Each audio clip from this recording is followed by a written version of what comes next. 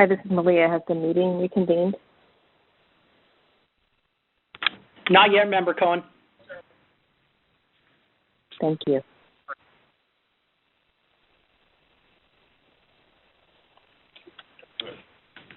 Hello, I think we're all back. Is everybody back on the line? Our members? I heard Ms. Cohen. Yes, I'm here. Yeah, this is Member Gaines. Yeah, Member Gaines is here. How about Mr. Schaefer, Vice Chair?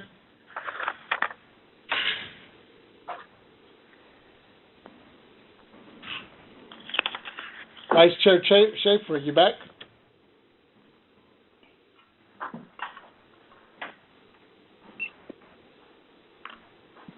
Okay, for the record, their line is still connected. They just haven't returned back to their phone yet. Okay. This is Yvette Stowers. I'm back online. Welcome back. We're just waiting for, I think, Vice Chair Schaefer.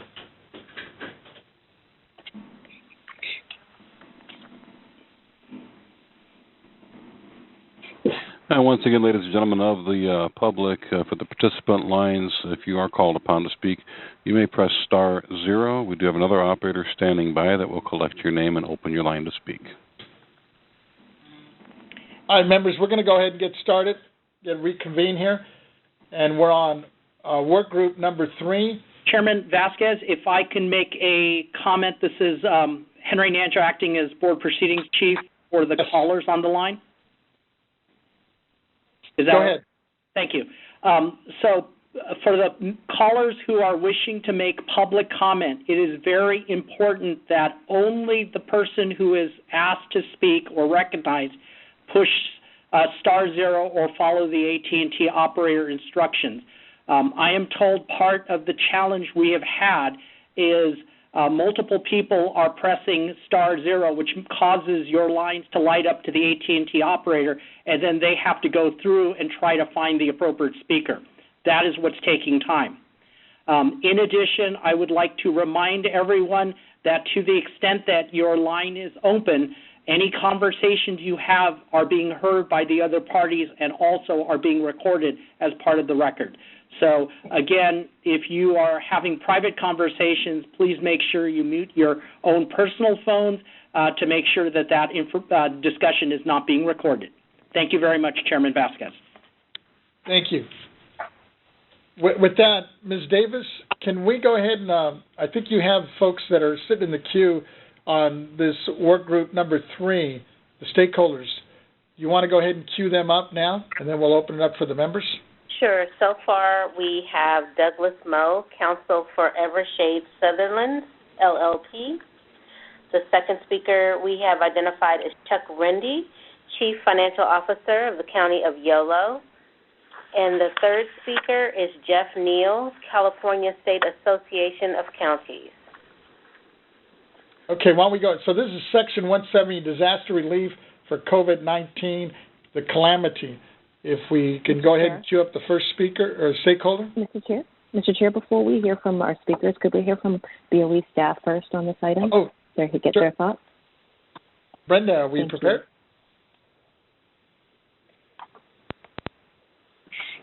I'm sorry, members, for multitasking here. If I may, just in the middle of something, Mr. Young, if I could have you start on the commentary on this one for me, please. Yes, of course. Thank you very much, Ms. Fleming and honorable board members. This is David Young with the Property Tax Department, Deputy Director. Okay, so we are on subgroup 3, and yes. I see Section 170, Disaster Relief. Yes, yes. I see option 1, issuing a letter to assessors encouraging acceptance of claims for mid-year declines in value due to COVID-19. If denied, taxpayers may go to court. It is a possibility. I have some issues with it. My interpretation is that the taxpayers always have the ability to file a claim for disaster relief. Then it falls to the assessor to assess if there is any damage. And our interpretation, staff's interpretation, as legal already provided, is that physical damage is required. While they can file such a disaster relief claim, I think it will end up that it will be hard-pressed to find physical damage. So I don't know if us issuing an LTA would serve the assessors and the assessment community well, in the sense that it would trigger a whole lot of folks to file, and it may or may not result in anything. It would just create a whole lot of downstream work for the assessors. That's my opinion on that one. Option 2, propose or support legislation to amend 170 to further define economic/physical damage and or to seek an executive order. I believe that SB 1431 already proposes to do that. It spells out that physical damage includes diminution of value caused by COVID-19. I think that's already out there. Option 3, issue an LTA providing guidance to the board current interpretation of Section 170 relief. And once again, I believe Mr. Nanjo already fairly well articulated that his reading of the statute and the Constitution is that it requires physical damage. So while there are options, I think staff's position and is consistent with legals that physical damage is required. Those are my comments for the 3 options proposed. Thank you. Is Brenda, did you have anything else to add? No, I concur with that, with what Mr. Young is referring to. No additional comments to add at this point. Hi, and this is Henry Nancho, Chief Counsel. I think, as Mr. Young mentioned, we did have this discussion at the April 21st board meeting.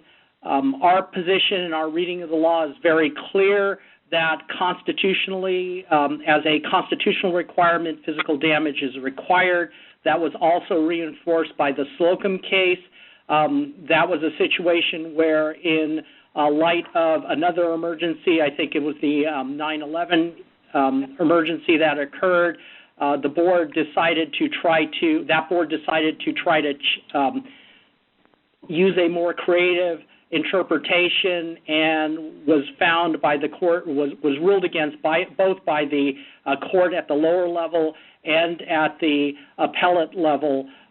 So as far as we are concerned, that is not something within the authority for this board to do, and we have tested that in court of law and found to not have that authority as well. So thank you. Thank you. Ms. Davis, you want to go ahead and call the stakeholders we have online? Yes, and we've received several others. So at this point, we have at least 7 speakers. The first is Douglas Moe, Counsel of Evershed Sutherlands, LLP. Mr. Moe, are you on the line? If so, please press *0.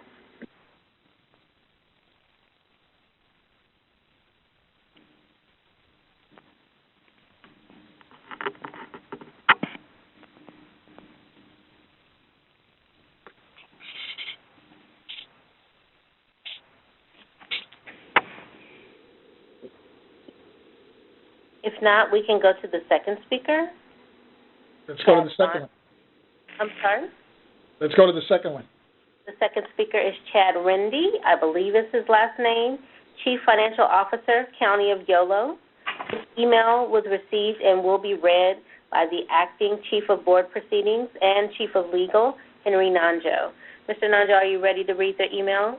Yes, I am. This is from Chad Rendy, Chief Financial Officer, County of Yolo, and his statement is as follows. As the Chief Financial Officer of Yolo County, I have the responsibility as both the Auditor-Controller and the Treasurer Tax Collector, as well as performing development of the county budget. I was only notified yesterday of this hearing on the BOE's contemplation of allowing through diminutions of value under R&T Section 170, which may be accomplished through a letter to assessors, special legislation, or general legislation. My concern is predominantly that the analysis by BOE does not appear to contemplate all downstream impacts that may arise, including to the county auditor/controllers, county tax collectors, and to the budgets of all entities receiving critical property tax revenues. My belief is the BOE board should take a wider lens on such a substantive proposed change to engage broader input into the work groups for all entities that will be affected by this potential decision. Thank you for the opportunity to comment. Thank you. Who's next, Ms. Davis? The third speaker is Jeff Neal of the California State Association of Counties. Mr. Neal, if you're on the line, please press *0 to speak.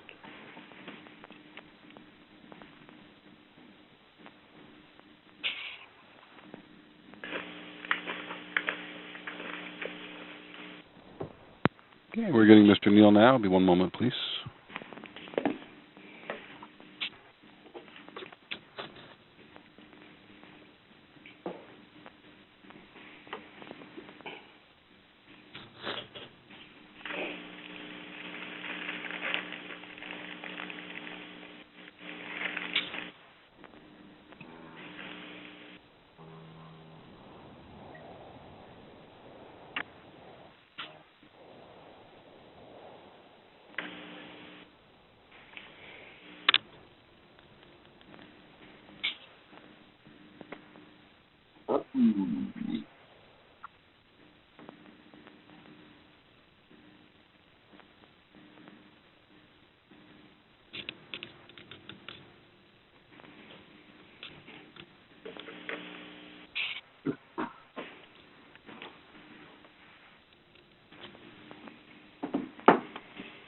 Okay, we did have somebody queue up, but they're not responding. Let's open the line. We'll see if it's them. In one moment. Not working. Okay, I'm going to unmute that line and see if it's Mr. Neal. Okay, the line that just queued up has now been opened. Is that Mr. Neal? I'm here. Can you hear me? Yes. All right. Sorry, I thought I was audible the whole time, so I'll start back at the beginning. Go ahead. I was just wanting to point out that counties in California have been responding to the COVID-19 crisis using their own funds, undertaking extraordinary efforts, not only to respond to the health emergency directly, but also to assist individuals and businesses that have been affected by it indirectly. We've enjoyed a close partnership with the state in those efforts that we look forward to continuing. But that, Californians a long time ago divorced property tax Californian calculations from the current value of property. And the proposal question here would not only rely on current events for property assessment, but would base property taxation on a property's temporary ability to produce income for its owner. We think it's legally suspect, as the board staff pointed out. We also think it's bad policy. We think that requiring government compensation, whether it's through direct payments or targeted tax relief, by requiring it to private businesses for the indirect effects of government regulations is a dangerous precedent that we will continue to strongly oppose. In this case, the regulations are protecting the public health and access to housing. Future regulations could aim to protect the environment or access to education or public safety or any other public good. And even worse in this case, it would require the compensation to come from local agencies, counties, schools, cities, and special districts, even in the cases where the regulation in question was made by the state. So we would oppose any effort to this proposal that would have a negative long-term impacts on the single most important funding source for counties, schools, cities, and special districts. Thank you. Thank you. Who's next, Ms. Davis? Next, we have the Honorable Lawrence E. Stone of the Santa Clara County Assessor's Office. Mr. Stone, are you available? Please press *0. Mr. Stone, your line's already open, sir. Go ahead. Oh, okay. Thank you very much. Larry Stone, County Assessor, Santa Clara County. I'll cut this shorter because we entirely agree with Mr. Nanjo and the legal opinion of legal staff that amending R&T Code 170 to expand disaster relief to include the diminution of value from restricted access to the property as a result of economic damage is, in a word, unconstitutional. And I won't go into that anymore because it's been well covered. Well covered in case law with the Slocum case. I think that I want to comment on this whole process here for just a little minute. The property tax system, in my opinion, is not a mechanism to provide relief to property owners suffering from personal financial crisis unrelated to the property outside of the existing Prop 8 process. That's the federal and state role, and even cities. Assessors determine the value of property, no matter who owns it, whether it's Warren Buffett's daughter in California or a postal worker. And these recommendations, or options I guess they're called, read like they are from the CADA playbook, frequently verbatim.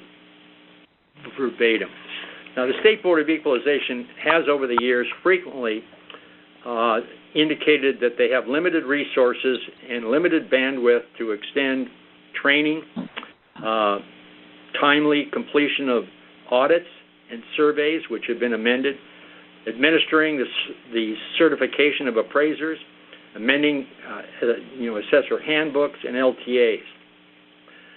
I think this exercise from the beginning has been a waste of time for assessors at the most critical time that we have, and that's roll close. I think we're coming down to a couple of things like wet signatures and others that were low-hanging fruit that we could have handled in about an hour and a half with assessors and the state board and the public and the other interested groups. So I just think that trying to do things that can't be done legally or constitutionally is just something we don't have time for, particularly at this time of the year. Thank you very much. Thank you. Who do we have next, Ms. Davis? Next, we have Chuck Leinhardt. Mr. Leinhardt, if you're available, please press *0.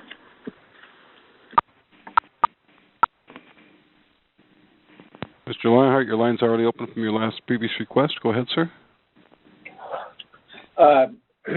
Honorable Chairman and board members, thank you again for the opportunity to address you today on this issue. My preliminary comment would be I'm in agreement with BOE staff with regard to this issue.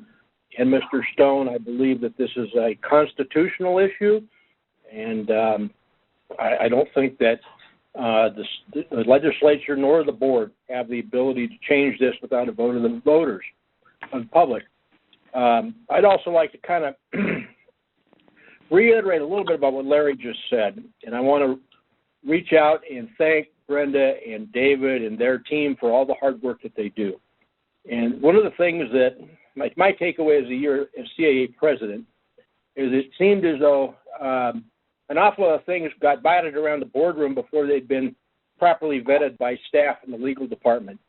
And this is an example of that. We spent a lot of time on this topic, and now when we get to the boardroom, what we realize is it's illegal. And it probably would have been better to have made that determination before we spent a lot of time on it. So I thank you for your time, and I do appreciate being able to participate in this meeting. And please take my comments as they're intended, which is to be constructive and to ask you to support your staff and properly vet the things that come before you. Thank you. Thank you. Ms. Davis, who's next? Our next speaker is Marty DeCasian of DeCasian Law. Mr. DeCasian, if you're on, please press *0.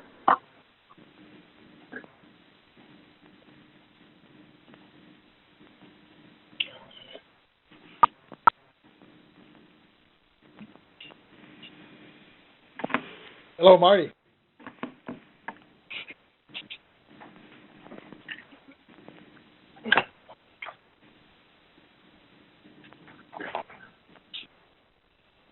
Okay, we do have one that queued up.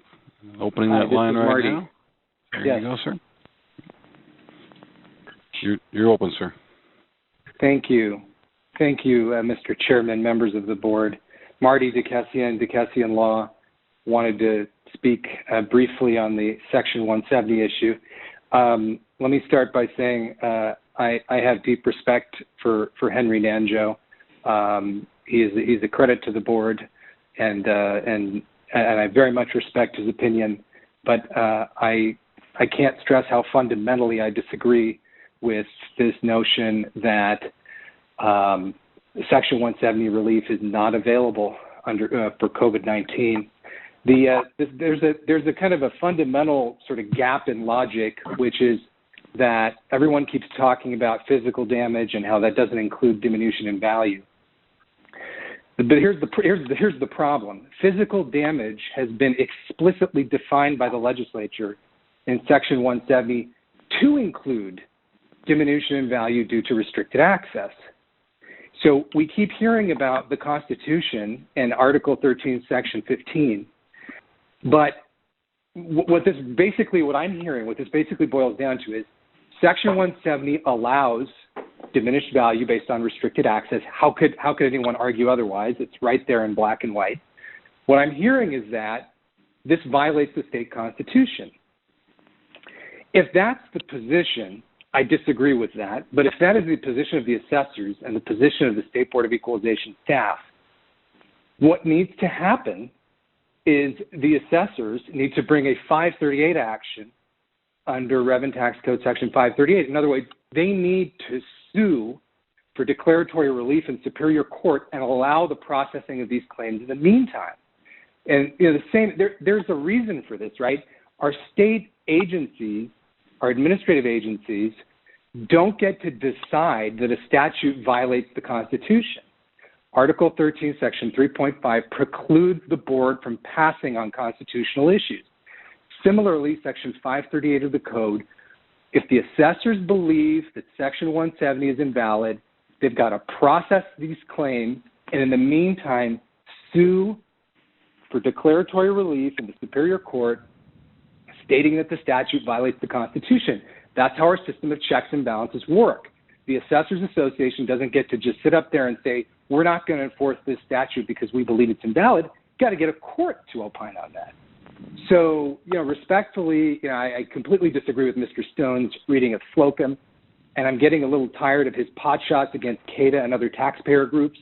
This is the second straight meeting we're hearing this, and I got to push back a little bit. I'm a member of CADA, and I'm getting a little bit tired of these cracks that he's taking against our taxpayer group. It's uncalled for. We're all trying to, figure this thing out with COVID-19. But fundamentally, if the problem is a constitutional one, let's let the courts decide.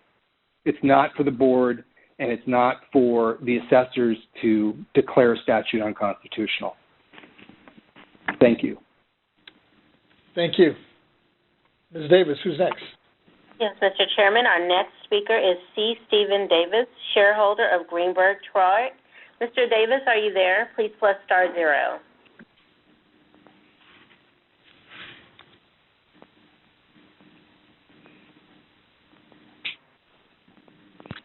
Go ahead, sir. Your line's open.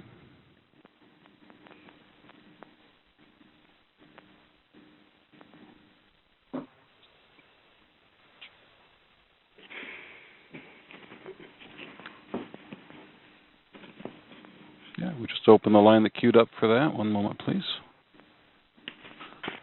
Good afternoon. This is Stephen Davis. Can I be heard? Yes. Thank you. Stephen Davis. I'm a shareholder with the firm of Greenberg Traurig. I've been practicing property tax law for a number of decades.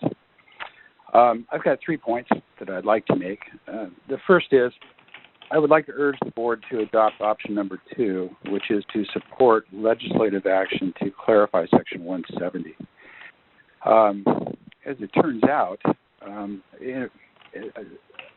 appropriate vehicle, an appropriate proposed bill is actually pending, and I'd like to call the board's attention to that, which is Senate Bill Section 1431.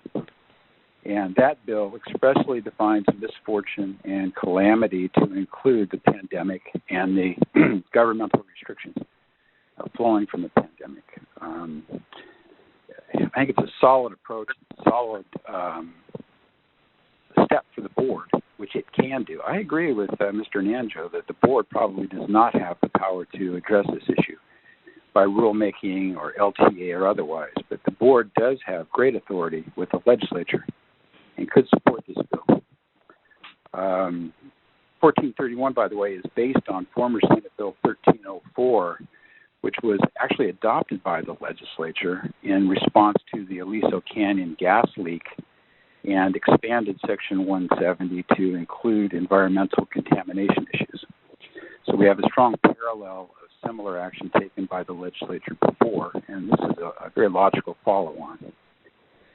Secondly, my second point would be that there seems to be a lot of controversy about whether the Constitution requires physical damage or not.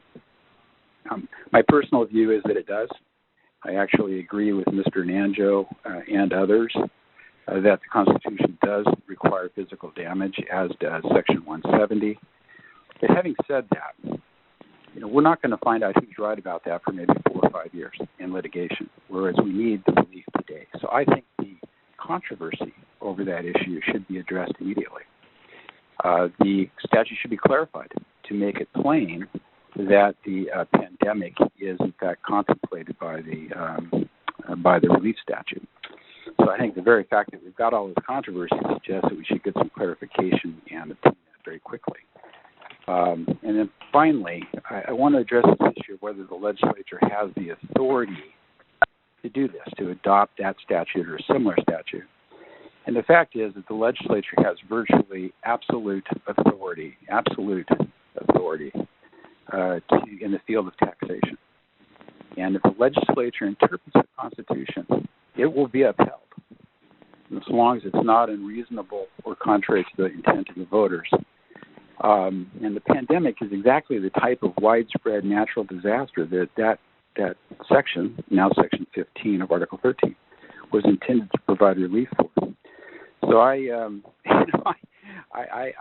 think that's what the legislature's job is, and I think there's a very good chance it'll be effective. One remark about the Slocum case mentioned by Mr. Stone, that case really held that economic harm isn't sufficient, but that case also dealt with the State Board of Equalization rule, not a statute. And a statutory act would be considerably different than the actions of the board. And of course, the legislature's already amended that statute once, outside of the confines of the Constitution, to add the interference with access component. That was a legislative add that you're not going to find in the Constitution. So the existing statute already gives us an example of how the legislature can act to explain how the Constitution is supposed to work. So I'm happy to answer questions. Otherwise, I've gone about a minute and a half over time. Apologies. Thank you very much for allowing me to comment. Thank you. Mr. Chair, I have a question for the last speaker. Yes, go ahead, Ms. Cohen. Thank you. To the last speaker, this is Member Malia Cohen. What was the Senate bill designation? You said Senate Bill 1431. Is that correct? That's correct. 1431 Glazer. Glazer. Mm-hmm. Thank you, sir. I appreciate that. I did provide a copy to the board via email earlier in the week. Yes, I think we all got it. Thank you. Ms. Davis, is there anybody else next? We have a couple more. Go ahead. The next speaker is Don Gakel, President of California Assessors Association. Mr. Gakel, if you're on the line, please press *0. I may be open mic right now. But, yes, Mr. Gakel, you're already open, sir. Go ahead. Okay. I just wanted to thank everyone for the opportunity to speak on this topic, and I also want to say that I appreciate the analysis of the board legal staff in addressing a couple of, I think, some practical considerations. The constitutional issue has been discussed, but there are some practical reasons why physical damage is critical to the process. And I want to say that assessors all over the state over the last several years with major wildfires and mudslides, earthquakes, have been very proactive, efficient, and quick in their response to use the provisions of RT Code Section 170 to respond to natural disasters where physical damage has occurred. And that's possible because physical damage, and if you read the section in its entirety, instead of isolating the initial section that's being discussed, it clearly is looking to physical damage and talking about it in ways the assessor would go about creating that. We're looking at damage that occurs in a single day. We're looking at a fire that destroys a house, an earthquake destroys property, a flood that may act over several days. But it's clear what the date of damage is on that because it is a physical event. We're talking about an event that even Chris O'Neill of CADA admitted there is not a lot of evidence now, nor may there be for several months on these issues. And so this is what the voters contemplated when they passed Proposition 8 in 1978 in response to economic changes in the market, which happens all the time. Property's always going up and down in value. And in this instance, where would you find the point in time that you say there is damage? And if you pick a particular point during an ongoing what will become an ongoing economic event that assessors are clearly prepared to deal with next January 1st when there's evidence in. At what point does that damage occur? And if you pick one point, is it not possible that there's more damage a month from now or a month down the road? Does that create a new cause for action under disaster relief? I certainly don't think that that's what the Constitution contemplated, and I certainly don't think it's what the legislature should be contemplating. But and then the final answer is what's the date of restoration? Certainly, when there's physical damage, that's clear. In this case, it would be an amorphous event down the road, and we're not talking about relief that's related to the market value. As a practical matter, this would involve a market review of property. It would, to the extent that you can determine what the actual loss of market value might be, then that would have to be applied as a percentage to a factored base value, which in turn may not actually provide much relief at all, and in any event, not until much later. But anyway, those are practical considerations. The legal argument's been made, but those are practical considerations as to why I believe that physical damage is what is contemplated here, and not an economic damage, which is contemplated under Proposition 8 and Section 51 of the Revenue Taxation Code for review on January 1st. That's my comment. Thank you. Ms. Davis, who do we have next? Okay. Our next comment comes from Nick Romo, Legislative Rep, League of California Cities. Are you on the line, sir? If so, press *0 so that you can begin speaking. Nicholas Romo.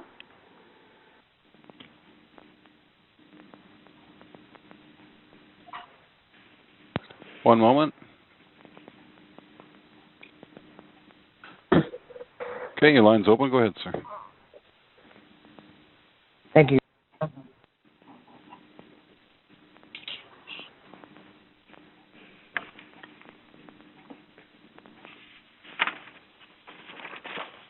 I think you're muted, Nick. Good afternoon, Chair and members. Nick Romo on behalf of the League of California Cities. Thanks for the opportunity to speak today. I wanted to provide just the city's perspective on what we're experiencing with COVID-19 and provide the board some perspective, some context in which to make their decisions today or in future meetings on the actions they are proposing. Cities today have been on the front lines, as my colleague at CSAC mentioned, similar to the county tackling COVID-19 emergency. We have seen dramatic losses in revenues, over near $7 billion in general revenue shortfalls thus far. I will note that for this, specific to this hearing, that $7 billion figure does not include projected losses in property tax. And this is based on the stability of the property tax that we all depend on. Obviously, we're not naive that there will be declines in values potentially in out years. But cities are truly relying on a steady and functioning property tax system as we try to find some certainty in greatly uncertain time.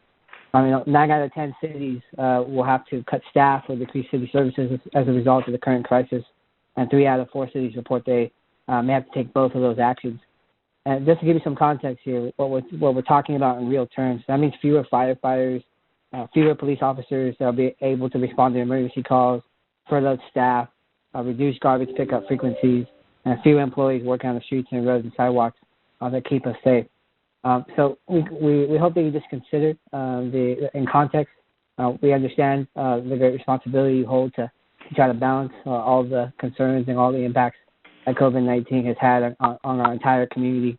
We do hope to support our business community in any ways we can, but doubling down on what some of my colleagues have said in the local government world, current property tax system may not be the most appropriate place to provide that relief, and we hope that you consider the real life impacts on the streets that we're facing in order to help us get through this. Thank you so much. Thank you. Ms. Davis, who do we have next? Thank you, Mr. Chairman. We have Douglas Moe, Counsel for Evershed Sutherland, LLP.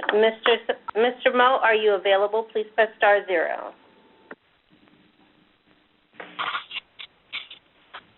Hello? Yes, go ahead. Thank you, Mr. Chairman and board members. My name is Douglas Moe. I'm with the law firm of Evershed Sutherland. And first of all, I'd like to state that we believe that Section 170 does apply to the COVID-19 pandemic. And what I would commend you all to do is to reread the Slocum case, which specifically states that restricted access, as Mr. DeCassian stated previously, is a form of indirect physical damage. So the court in Slocum specifically gave credence to the restricted access notion in its opinion.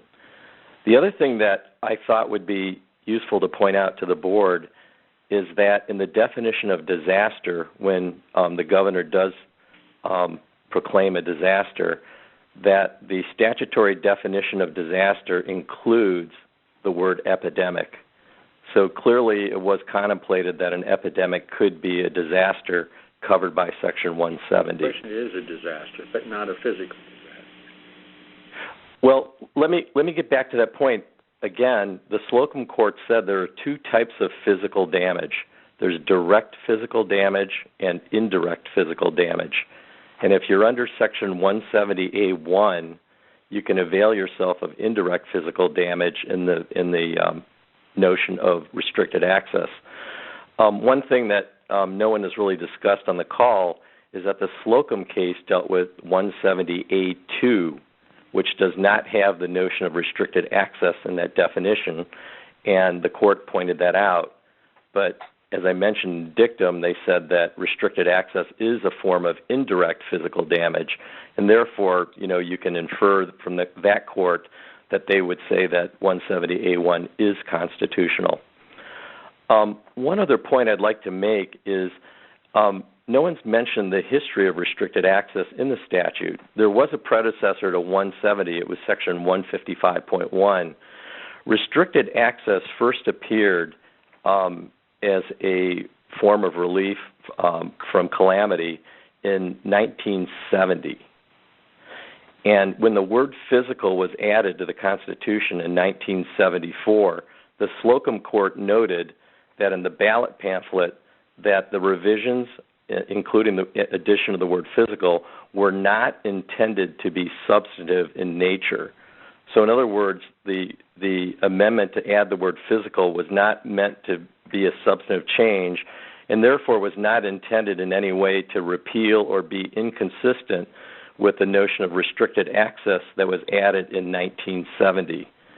So, given our research, we do believe that Section 170 does apply to the current situation, and that I do appreciate Mr. Gakel's comments about the mechanics of it, but the mechanics of it can be worked out, but I do believe that Section 170 does apply. Thank you. Thank you. Ms. Davis. At this time, that was the last comment that we've received for Group 3, unless there are any other commenters on the line who did not specifically identify themselves as wanting to speak to this issue. This is Marcy Berkman. I'd like to speak to the issue. Go ahead, Marcy. Hi, thank you. I am the attorney who opposed Rule 139 back in the day post 9/11 and litigated Slocum, and I respectfully disagree with what Mr. Moe and others say in their endeavors to interpret my case. I have submitted to the board a letter, which you should have, which details discussions from Slocum with pinpoint sites. And while the trial court had narrowed the issue to Rule 139, and therefore that's what the primary focus was, the Slocum court very specifically also addressed 170A1 and 170A3 and the restricted access. And it was very clear that the Constitution requires physical damage, and that to the extent that those statutes purport to expand beyond physical damage and destruction, that they are void. In footnote 6 of Slocum, the court chastised the trial court for failing to include the constitutional base in its discussion, and made it abundantly clear that if the issue comes back before the court in terms of addressing what Rule 170, that would be void to the extent that it includes any restricted access beyond just physical damage and destruction. From what Mr. Dickensian said, it sounds like taxpayers are going to be submitting claims to the assessors that will work their way up through the court system, and SB 1431 probably has some political impetus to pass, whether it's constitutional or not, which in my view and the Slocum view clearly isn't. And I think those two routes will be fighting for which way makes their way to the Supreme Court first. I would urge this board to stay out of undermining its credibility by weighing in the wrong way on a constitutional issue like this. It sounds like down the road it's going to be decided either by a 538 challenge to the statute or by one side or the other suing on a claim that works its way up without any amendment. And thank you for the opportunity to speak. Thank you. Ms. Davis. I believe we have a comment that needs to be read into the record by Mr. Nanjo. Let me check to see the name on that. Just one moment, please.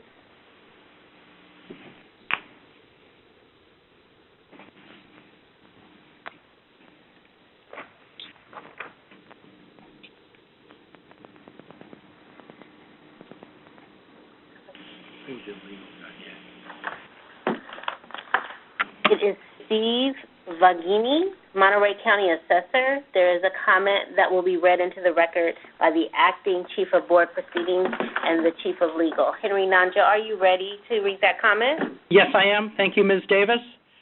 This is from Steve Vaganini, Monterey County Assessor, and he states, Proposition 8, as you know, is when assessors lower the taxable value of a property when the property is assessed higher than the market value. Section 170 mandates that we provide disaster relief under certain conditions, and that we lower the assessed value regardless of whether the property value is above or below market value. Therefore, if Section 170 is interpreted to require assessors to lower values as a result of restricted access, does that mean that we will have to lower the value of the property even if its current value on the roll is, say, 25% of market value? When we process a disaster relief for a property that has been damaged by fire, we diminish the value of the property by a percentage, regardless of whether or not the assessed value is above or below the market value. Moreover, Section 170, paren 3, paren B states the assessor shall appraise the property and determine separately the full cash value of land, improvements, and personalty immediately before and after the damage of destruction. Would the assessor determine the full cash value of the property immediately after the destruction of the property without knowing how long access to the property will be restricted? Whereas Section 170 disaster relief is calculated on a cost approach, cost to cure, if we were to apply Section 170 to properties that have restricted access, we will need to do so using the income approach to value. And the only way that we can determine the diminished value is if we know how long a period of time that property's access will be restricted. And that's the end of the comment. Thank you. Thank you. I'm assuming that's it, Ms. Davis? I believe that was the last comment. If this okay, Larry members. Stone, am I on? Oh. Just one thing. For the record, I'd like to read Section 15 of the state constitution. It's very simple. The legislature may authorize local government to provide for the assessment or reassessment of taxable property physically damaged or destroyed after the lien date to which the assessment or reassessment relates.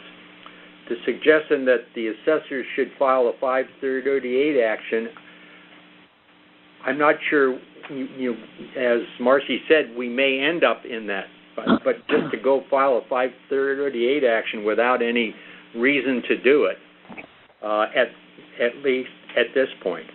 The Constitution is not a malleable piece of clay that you can be molded to fit, whatever is expedient at the moment. The legislature can no more define the term property physical damage than it can, define Proposition 13, for example, the 2% limit on the assessed value, and if the legislature decides that it should be 10%, because there's a budget crisis like we have now, they can't do that. In the same way, they cannot change the Constitution, which is clear, requiring physical damage. And what they're trying to do, I think, in this option is to redefine physical. And it doesn't, it's not defined. It says physical damage, and that's very clear.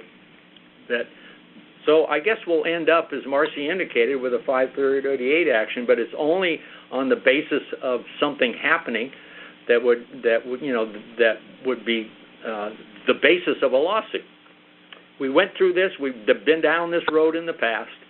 The Slocum case is very clear, and Marcy did a very good job of defining, because she was a litigant in this, so she litigated the case.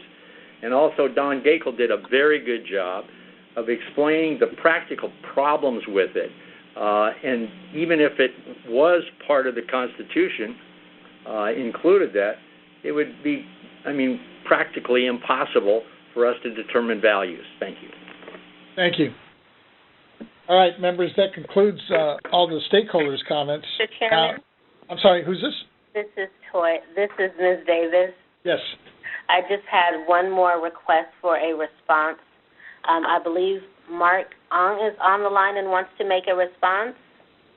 Sure, go ahead. I'm sorry, Doug Moe is on the line and he wants to respond to Marcy Berkman. Mr. Moe, are you still on the line? I am, thank you. Go ahead. I just wanted to point out, Ms. Berkman was reading footnote 6, or referring to footnote 6 in the Slocum case. And this is really sort of the heart of the discussion here. There's obviously a disagreement about what physical damage means. And, as I stated earlier, in the Slocum case itself, it interpreted physical damage as being both direct and indirect. And the opinion itself made the distinction that restricted access was indirect physical damage. But the other thing I'd like to do is just read the last sentence of footnote 6, where the court does acknowledge this dilemma. It says, we are also aware that the physical damage requirement in Article 13, Section 15 may raise questions regarding the constitutionality of Section 170, Subdivision A1 and A3, and we're talking about A1 here.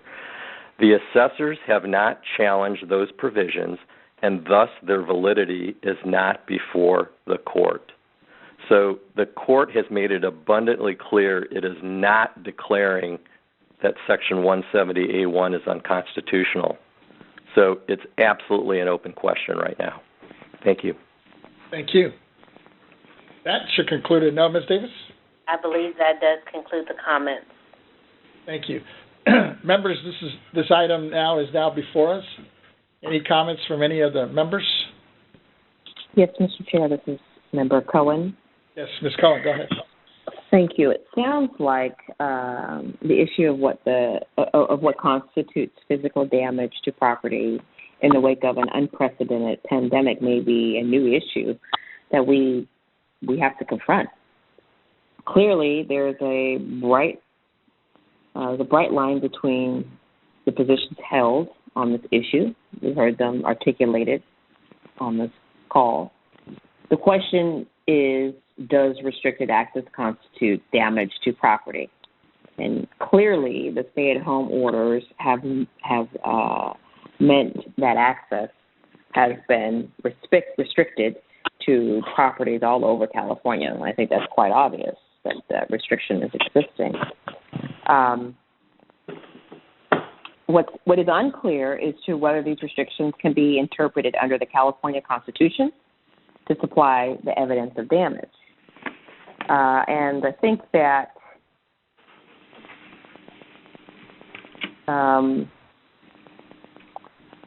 clearly the stay-at-home orders have restricted people's access, and I think the question that I really want to ask is one that I asked at the April 21st meeting.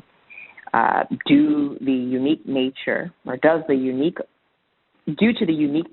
of the pandemic, is it the best course of action to seek the Attorney General's opinion on the question as to whether or not restricted access resulting from COVID-19 pandemic constitutes physical damage under Revenue Tax Code Section 170? Or, in the alternative, parties may seek relief from the legislature. I don't know the answer to this question. I think that we should be working towards a solution and working towards finding an answer to this question. I also would like to direct the executive director to add Senate Bill 431, the Glazer bill, to our watch list of legislation. If it's on there, my apologies. It is. Okay, fantastic. Thank you. So what I'm proposing, Mr. Chair, is that we place this issue on our agenda, on our next agenda, and begin to make some overtures into the Attorney General's office to see if we can get an opinion on the question that's at hand. So noted. Any other comments from other members?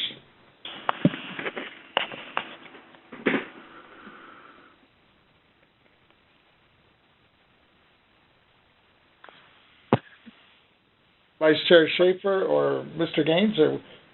Yes, was that a motion, please? Just want to clarify, this is Member Gaines. Well, it wasn't necessarily. I don't think we need a motion to put things on the agenda item. Yeah. It's more a request to put something that you place it on the agenda for further consideration. Yeah. Okay. And again, I'm looking for clarification, and I'm thinking that the Attorney General perhaps may be a good place to explore the answer to the question at hand. Yes, I would agree. I think we ought to proceed in that fashion. I would also like to take a closer look at what Senator Glazer is in fact proposing. I have not read the bill, SB 1431. It'd be nice to have additional information for our next hearing that we could review that, and perhaps we could get an opinion from the Attorney General in a timely manner. Thank you. Okay. Vice Chair Schaefer?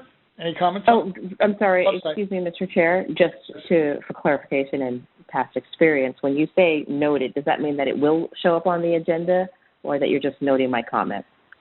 No, I'm assuming you're asking for direction to the staff, and I'm saying noted so we could put it on. It's not a motion. I don't think we need a motion, right? No, we don't need a motion, but I just want to make sure that, Because basically you're asking for more information. That's not going to be on the agenda. That's it. Yes. Thank you. Yes. Members, this is Henry Nancho, Chief Counsel. If I could just put a point of information, don't mean that from the Roberts Rules standpoint, but just a informational point that I'd like the members to know about. There was a prior AG opinion prior to Slocum which reinforced the requirement of physical damage being necessary. So that's already in existence. The second point I just wanted to have the members be aware of is even though we could make the request for an AG's opinion, it is unlikely that you will have a response by the May board meeting. My understanding is that there is at least a 6-week time frame for most opinions of this caliber. So just for planning purposes.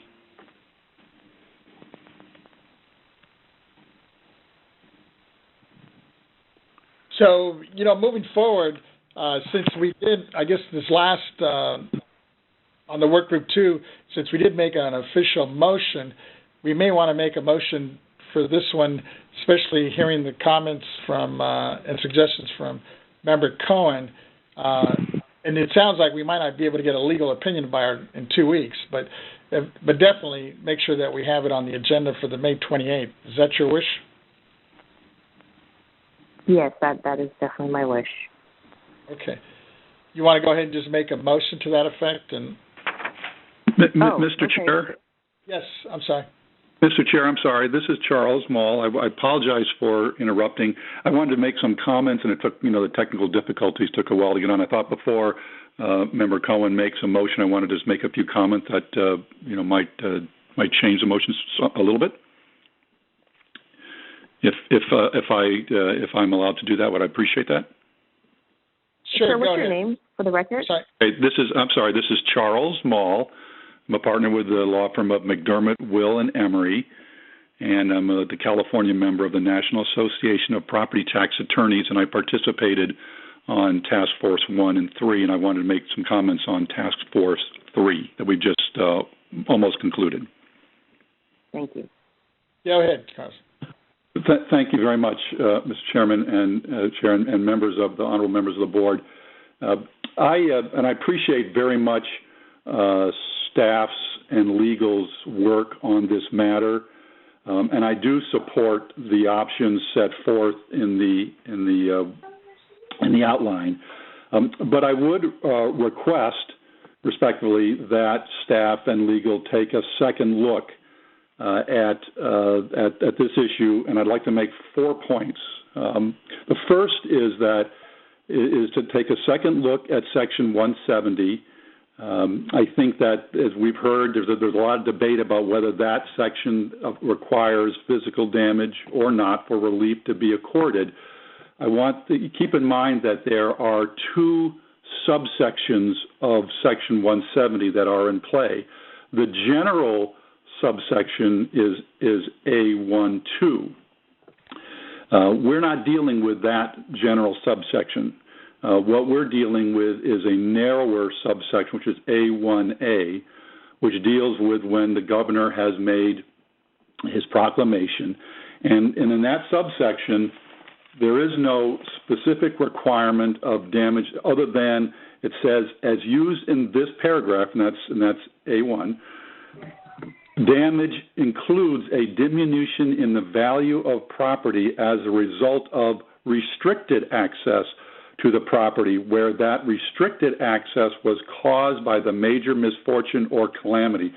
So remember, we're talking about restricted access, not economic damage per se. This is not, a bank failure which has led to other declines in value. This is a restricted access caused by the calamity. I don't know if there's really a debate that doesn't apply here with this pandemic and the resulting orders in place. The second point is on Slocum, and I think that, again, people should read the case. The court actually, language is directly contrary to the notion that the section requires direct physical damage. In fact, if I just going to read a couple of sentences, the court said, the language of the court opinion says, direct physical damage is a requirement of Section 170A2, but not of subdivision A1 and A3. And we're, of course, dealing here with A1, not with A2.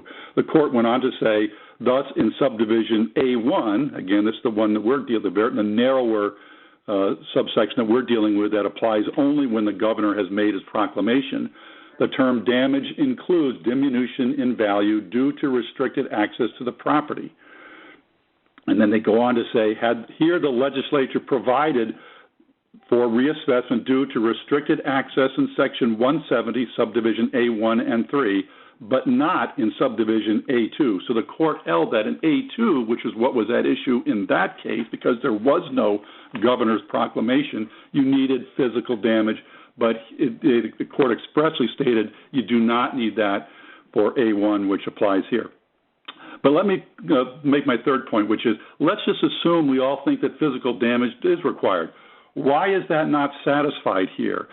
We all know that a property that is contaminated has suffered physical damage, and a virus contamination certainly is included within that. I think the scientists and health authorities, including such those in Santa Barbara County, have expressly said that this COVID-19 pandemic has resulted in physical damage to property. Fourth, a final comment I would make on this for the staff to reconsider is we talked about the constitutional issue. I think it was Mr. DeKessian who properly said that is only for the courts to declare a statute being unconstitutional. And so it's not really for the board here to decide that that Section 170A1 is unconstitutional. That's for someone else to decide. But put some additional thought on that. There should be no debate that the legislature has the constitutional authority to set the lien date or evaluation date, as they have done several times, and also valuation methods. And so here, if the legislature wants to do so, they can do so in a separate revenue and taxation code, or they can do so as they have done here in Section 170, setting up a new valuation date. And that's really all that we're talking about here. So, California has been leading this country during this pandemic, and we should really continue to do so. I mean, this is not business as usual. This is not something that people predicted, in past years or even have really experienced since probably the 1919 pandemic. But this is not the time, in my mind, to quibble about some of these issues. We're all in this together. No one is immune from the adverse impacts upon the counties and the cities, but also to individual taxpayers and businesses. We'll get out of this by working together, but only by working together. We've got unprecedented unemployment rolls these days. We have, teetering on the verge of a great recession.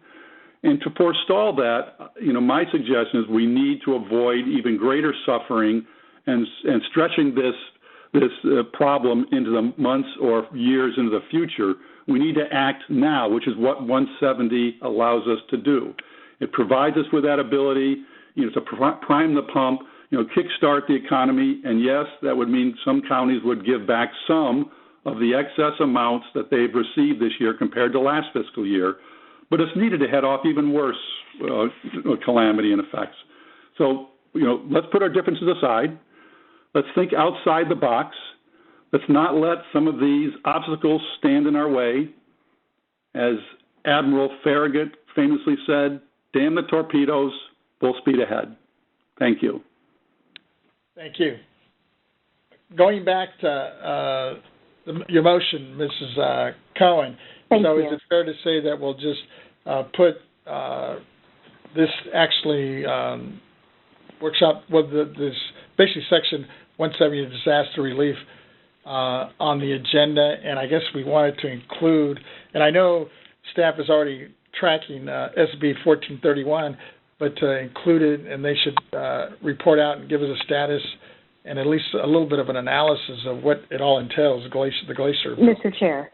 Yes. Mr. Chair, if I may, first to the Chief Counsel, I want to make sure that we reserve our use of motions whenever and wherever necessary. And so, Mr. Chair, I'm very comfortable with you confirming that we will just add this work group item to the agenda and include an AG legal opinion as an option on the agenda to address this item. I'd also like the Chief Counsel to brief the board on the legal opinion that he referenced. This is the first time I heard of this Attorney General opinion, and I'd like to learn a little bit more about it and its relevance to the discussion today. And for the record, I'm comfortable with the Attorney General taking 6 weeks to respond to our request. All righty. Just so we know, we may not have it by the 28th. Yeah, that's fine. Thank you. Thank you. Chairman? Yes, Ms. Bowers, go ahead. I think all those suggestions are great, and I also understand that BOE Legal has provided something verbally on their interpretation on 170, but I'm not clear if we have anything in writing, and if it... I don't believe we do. I would really like to have something in writing to address, the issue at hand and take into consideration what Mr. Moll said regarding taking a really deep look into RT6, 170 and the requirement for physical damage, because it seems like we're all over the map on this one. So I guess my request is for a legal opinion from our Chief Counsel. Well noted. Mr. Chairman. Yes, Ms. Davis. This is Ms. Davis. We have a couple of speakers that did not get an opportunity to speak on the matter. I'd like to see if we have them available, if they still wanted to provide public comment. On this topic, the number 3? Yes. Yes, go ahead. Lenny Goldberg, Schools and Communities First. Mr. Goldberg, are you on the line? If so, please press *0.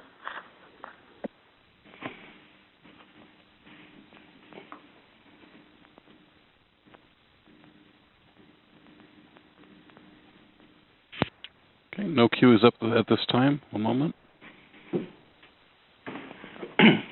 Okay, that may possibly be the last one. I'm not sure. We do have several other public commenters on our list that have not specifically identified where they would like to speak. So if you could just let me know when you'd like for me to call them so that we can make sure that we give them an opportunity. Other than that, I believe that was the last comment for number 3. Thank you. Hearing no other members speaking out, then I'm going to go ahead and just move this, and we'll bring this back and agendize it for the May 28th, a follow-up, and move on to the work group number 4. And if we can start with staff, I'll let Brenda open it up. Thank you, sir, for that opportunity. I think on this one, and I'll have staff speak to the specific detail on it, I think the key issue for us on this one is that the property tax system and these dates are set. And as I'm sure you've all heard me say before, every decision has a consequence. And so our sensitivity on this one is when we are starting to move deadlines around lien date and sort of recalculating all of the motions that would come from adjusting any dates or deadlines here, definitely would have a ripple effect that causes us concern. Right now, the activity that we would be talking about for the January 2020 lien date, for example, that work started a year ago. So we sort of have this, we start our work a year ago to look at the things we're having now. So I think from staff's perspective, and Mr. Young will weigh in with more specific detail, I'm just really careful about when we start to make any adjustments to a system that has a lot of history and a lot of rules and regulations and structure to it, to the extent that we start to look at some ways of adjusting it for this specific condition, even though this is, COVID-19 is an important, very important and very impactful situation. I'm just concerned about the domino effects of what would happen in the future if we started to make adjustments in this time period as sort of a temporary fix. And again, I'll ask Mr. Young we've had some discussions about it. Mr. Young can add some additional comment there. Yes, thank you, Brenda. This is David Young again, Property Tax Department. Yes, and just to add on to Ms. Fleming's comments on option 1, propose and support legislation to change the lien date from January 1. Once again, it is that downstream effect that I'm having some hesitation on with that. The assessor's offices, this being the second week of May, they're pretty far into their valuation work already in turning over the board role and turning over the role to the county auditor. It is some are getting some, as I've said, I've asked for some extensions, but the valuation part of it should be pretty darn close to being complete. To move the lien date, the day in which they are to look at the value for this role, to another date would mean having to review and possibly redo a lot of the work they've already completed. So that's my concern for number 1. Option 2, propose and support amendment to Revenue Taxation Code 402.5 and Property Tax Rule 324A to allow the assessor's AAB to consider comparable sales occurring up to 90 days after January 1 of 2020 lien date for this year only. Unless I'm mistaken, I believe RTC, the statute and the rule already allows for the 90 days. Perhaps they're contemplating allowing for beyond 90 days, but both the statute and the rule currently allow for 90 days after the lien date. So, and then for option 3, issue an LTA in coordination with the assessor, taxpayers, and the AABs to develop a 2020 to 2021 uniform cap rates and rates of returns for valuing business properties impacted by COVID-19. Cap rates and rates of return are very specific to properties, property classes, location. There's a whole lot of factors that go into it. To develop a standardized or a uniform rate would be at the very least a challenge, if not nearly impossible to do for statewide application. It's just a very, very tall order, and it's arguable whether the rates that we develop will truly be applicable to that specific property. I think that is part of the charge of the assessor's mandate to assess property. Logistically, I think it'd be very hard to do, and 2, I think the assessors are already reviewing and developing cap rates already. And then number 4, the option, issue an LTA providing guidance on proactive processing of declines in value and suggestions for discovering reduced market values. I believe the assessors are already doing that. The assessors in the last Great Recession starting 2008 have done a very good job in reviewing and proactively lowering and giving prop 8 reductions in their counties. It's just I'm not convinced that it's absolutely necessary at this point. I think the assessors have that issue fairly well at hand. Thank you. Anybody else from the staff? Hi, this is Henry Nancho, Chief Counsel. I concur with Dave's comments. Also like to give Richard Moon of my staff an opportunity to weigh in on this issue. Richard, are you on the line? I'm on the line. This is Richard Moon with the legal department. I just had perhaps a couple things to add to Mr. Young's comments.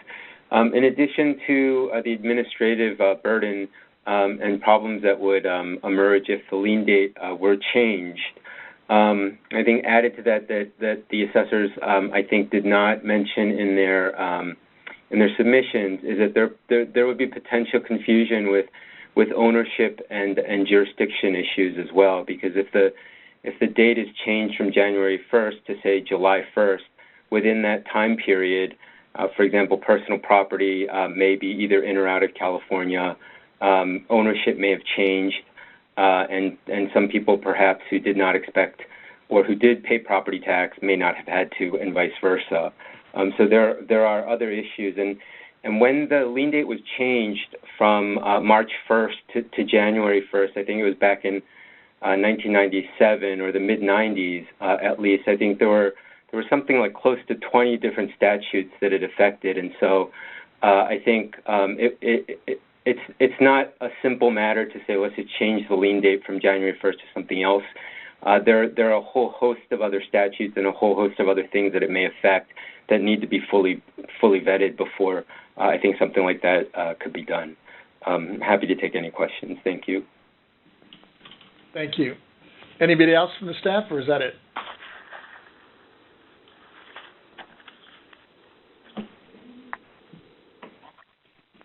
That's all from us, sir. Thank you.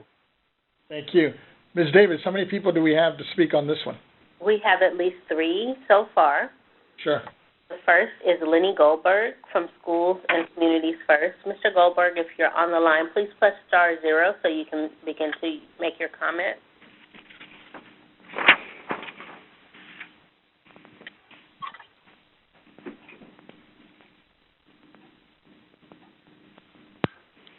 No one has responded. I believe he may be having some technical difficulties, so we will come back to him. Let's go to the next one then. Mr. Don Gakel, President of the California Assessors Association. Mr. Gakel, are you on the line? Yes, I am. I wanted to speak to this topic. I think that the staff has laid it out pretty clearly. This is obviously a legal issue. The lien date and other dates are established by statute. Certainly the BOE would have no direct authority to change those dates, absent some action by the legislature. As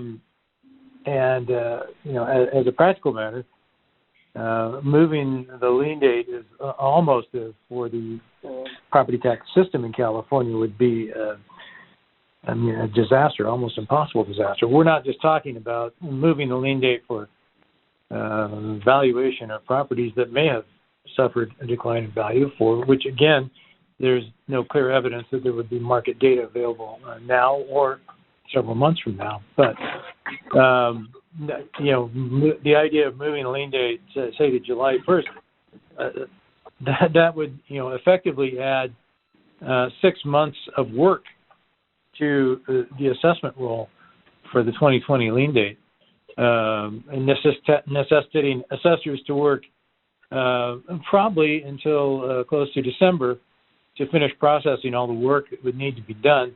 Moving the tax payment dates out by 6 months, that's an impossibility. Certainly, I don't think local government, CSAC, or anybody else would stand for that kind of disruption of the property tax system. On the issue of valuing property, we're currently restricted 90 days after the lien date to look at consider sales of property. For an appraisal standpoint, everything is a point-in-time valuation. And with the lien date occurring on January 1st, we're authorized to look at sales up to 90 days past the lien date. That doesn't mean that we are prohibited from time adjusting those sales back to the lien date to determine a value. Any consideration of sales after that would be suspect.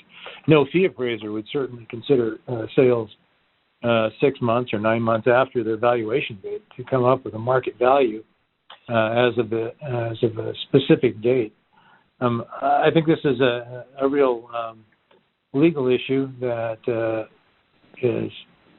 board's not going to be able to take any direct action on, and certainly I would think would be unlikely to be successful in the legislature if you could find someone to carry the bill.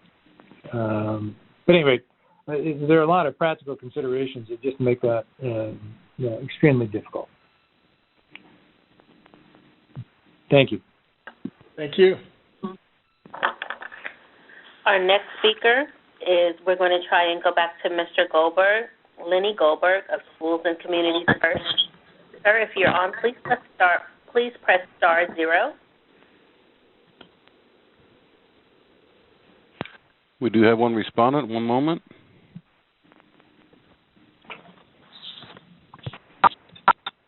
And Mr. Goldberg, I believe your line is now open. Go ahead, sir.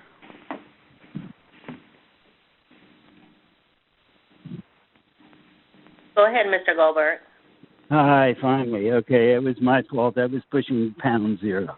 So I wanted to speak on the last issue and just reflect Larry Stone's point of view, Jeff Neal's point of view, and the assessor's point of view, that disaster relief is totally inappropriate in this situation and really can't be done.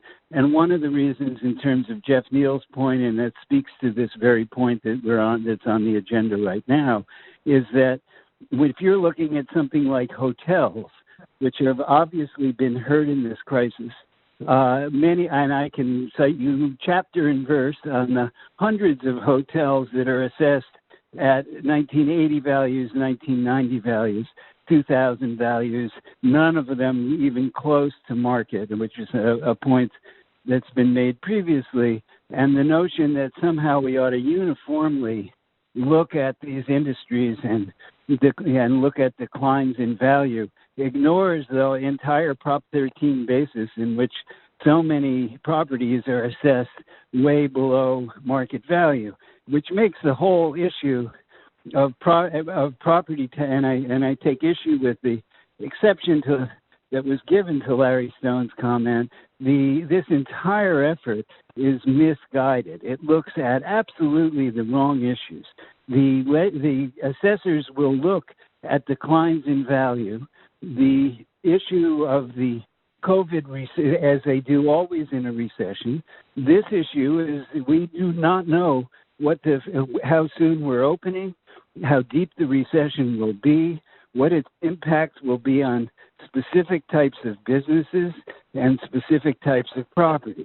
And so the notion of using a universal cap rate, of changing the lien date, we stand with the assessors on this, and I should say I'm speaking primarily for the California Tax Reform Association, which is a coalition of labor groups and public interest groups. I'm not speaking officially for the Schools and Communities First because we have a large coalition and it is hard to get everybody together in time. But this process by which the board is looking specifically at commercial property ignores the incredible divergence in commercial property, ignores the notion that we actually have not an idea of what the impacts are going to be. The assessors have always been heavily data-driven. I haven't heard a word of data in this because we don't know if the hotels open again, what their hurt will be. Now, how do we deal with short-term fluctuations, or long-term fluctuations? For long-term, you're looking at property values, but you're not looking at the property assessments of properties that have not been assessed for 30 years. In the short term, the Federal CARES Act gives commercial property owners the right to write off losses, current losses, which they're taking every day because of the pandemic, against other income, which is an incredibly generous position for commercial property owners. It also allows corporations to roll back their taxes to take their losses against their 2017 taxes when the rate was 35%.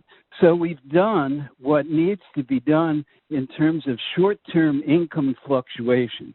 That is where commercial property owners are getting, tremendous benefits, and we know that there's a huge problem out there, so they're able to write their losses against their higher 2017 taxes and carry those losses forward.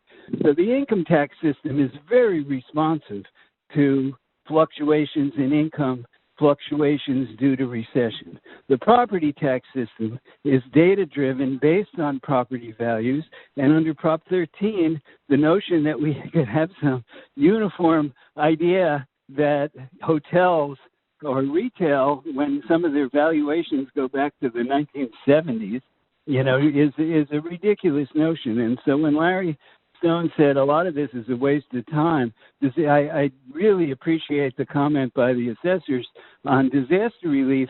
That was totally unimplementable. The change in the lien date is entirely unimplementable.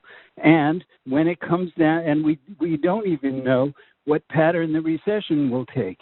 And the income, so if we have restoration of visits to hotels, their income losses from this 4-month period, hopefully shorter period, it might be longer, are already well accounted for. And that's how we respond in the short term, to take this effort to push the Board of Equalization to even consider these proposals, and I'm quoting Larry Stone again, is really, surprising. It's like you've got one interest group of commercial property owners who are dealing with their income problems, but through the income tax, through the CARES Act, and asking the commercial property to take on this role when local government is starved for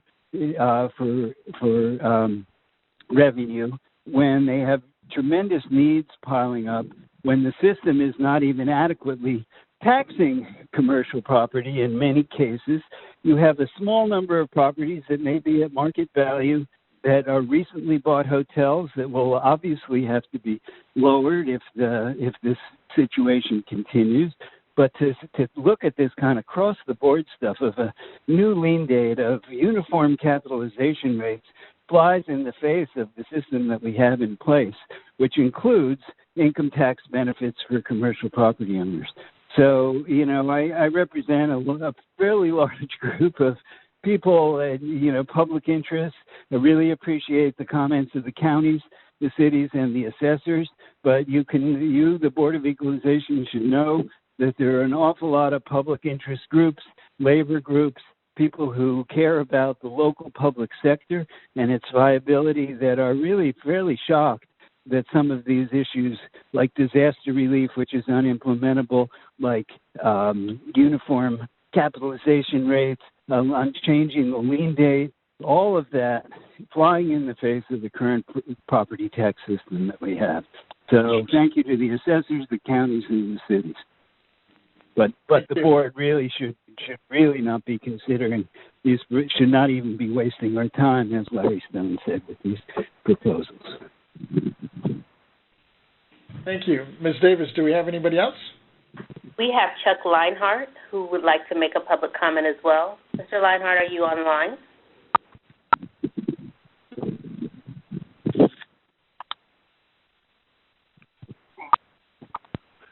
This is Chuck Leinhardt. Can you hear me? Yes, we can. Go ahead. Okay, thank you.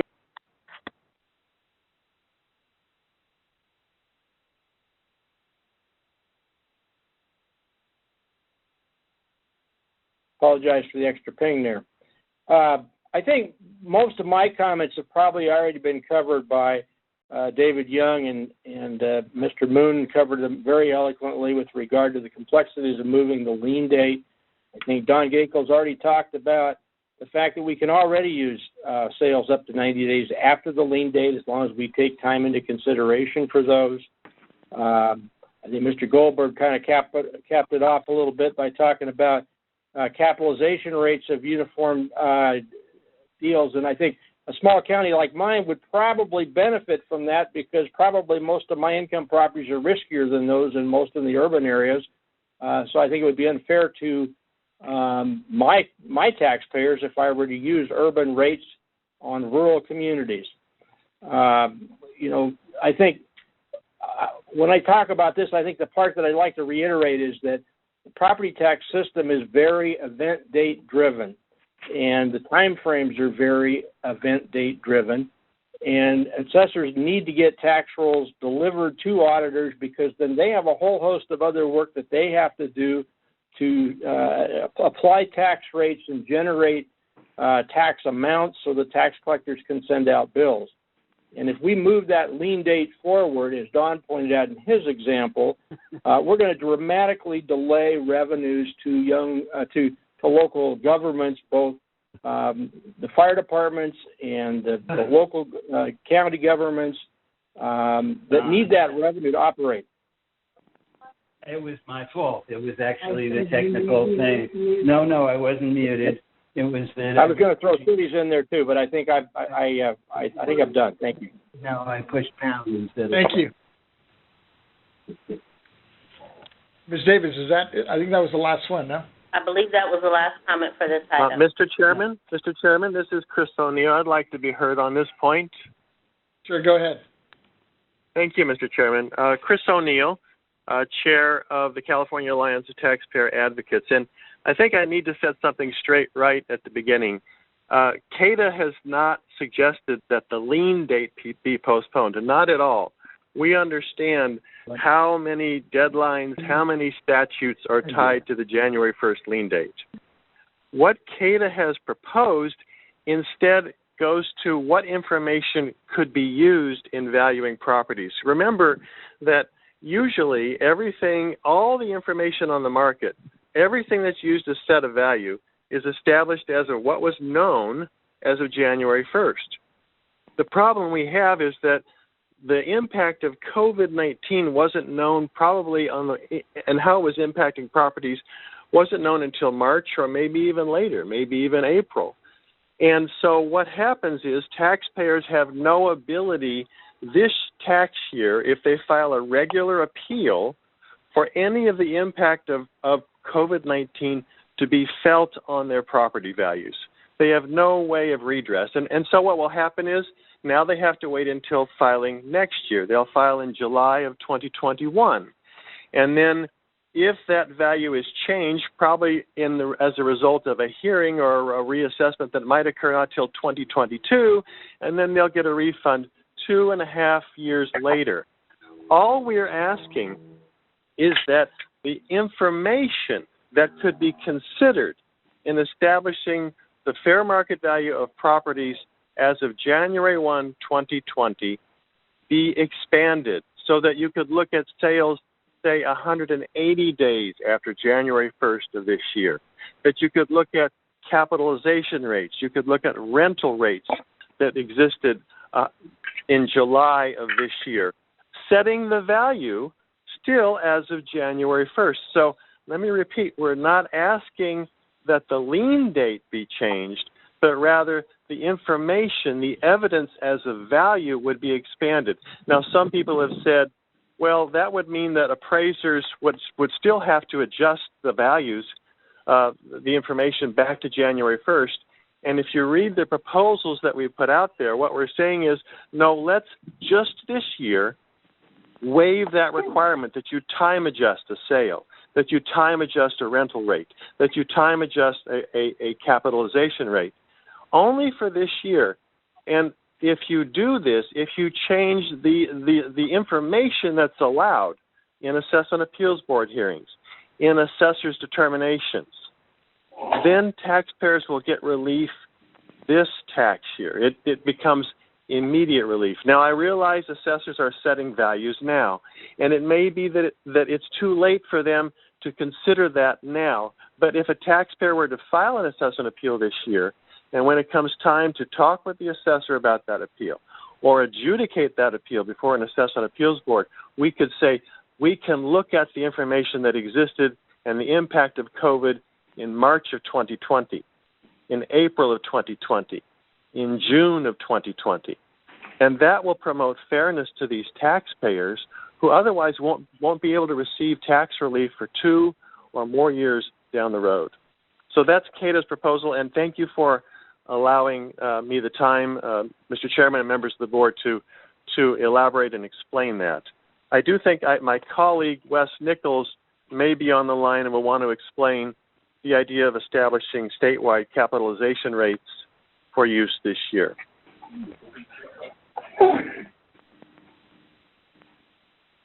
Thank you.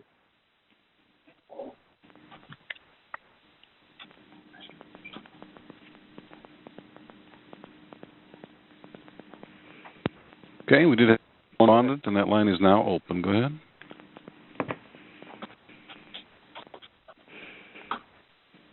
Hello, Mr. Chairman. This is Ms. Davis. I don't believe that there are any other public commenters at this time. Hi, this is Marcy Berkman. May I respond to Mr. O'Neill? I'll defer to the chair. Mr. Chairman? Yes, go ahead. Thank you. This is Marcy Berkman, Counsel for the Assessment Appeals Board. From the perspective of the Assessment Appeals Board, who are the neutral charged with establishing constitutionally the correct value, my concern is that CADA's proposal to allow comparable sales going through July and not time adjust them would be completely improper appraisal practice. And I think I speak for my board members when that they are likely to view that would utterly and completely destroy their credibility in the eyes of the public. And for myself, I am also concerned that it might destroy the ability of their willingness to serve on the board. Our board, quite luckily for us, is filled with very, very excellent MAI appraisers and with other appraisers who really know their job and understand the proper appraisal. And primarily their work is outside the Assessment Appeals Board and private work. And if forced by law to use an appraisal practice that simply is not an appropriate appraisal practice and use comparable sales and other data going to July without time adjusting it, that would destroy their credibility in their private practices as well as the ability of the boards, because it simply is not proper appraisal practice. Thank you. Ms. Davis, is that it, or do we have anybody else? I believe that Mr. Lighthorn want to make one more comment. Oh, sure. Yes, I'd also like to respond to Mr. Neal's comment. It kind of sounds like what he's saying is that we're going to have assessors appraise properties based on the data that's available, but then we're going to change the assessment standards or the appraisal standards when it goes to assessment appeal at a later point. And I think what that outcome would be chaos. I agree with Marcy Berkman. I don't think that any professional appraisers want to get themselves in a place where they are not following appropriate appraisal standards. Thank you. Thank you. Is that it, Ms. Davis? Chairman Vasquez. Oh, I'm sorry. Who else do we have? This is Wes Nichols. Can I be allowed to speak? Sure, go ahead. Yes, I'd like to share with you some of my thoughts and comments on the cap rate or capitalization. So I was the one who came up with the idea, and I was really looking for 3 points here. One, what is effective, what is efficient, and what is simple. And I based my thoughts ideas based on those 3 principles. And what I looked at is I looked at current or past precedent law. So right now there is a Mills Act and a Williamson Act that has already been enacted for historic properties or properties that are agricultural in nature. So there's already a precedent from the State Board of Equalization. There's already a precedent or guidelines or a history with assessors using this type of valuation methodology. The second is being efficient. Is we do understand it's too late for this to be considered a closing the roll. I'm in Mr. O'Neill's opinion where this would be allowed after July, where taxpayers, tax representatives would be able to sit down with the assessors, use market rent data, or say, for example, hotel, the last 12 months of 2019 profit and loss. However, the capitalization rate would be changed. For example, a hotel, the market cap rate, let's say in LA County, would be a 6. Instead, for 2020, they would underwrite it at an 8, or whatever we would come up with. What that does allow is a short-term temporary reduction. And when you look at the roll value, the overall, hotels and retail make up a small percent of the roll value. And of that percent, it would only be a small percent of that percent that would probably get relief here under our proposal or our guidelines. But it would be going directly to the people that are impacted most, and that is small business retail, and hotels, and other property types that we deem that have been impacted by this.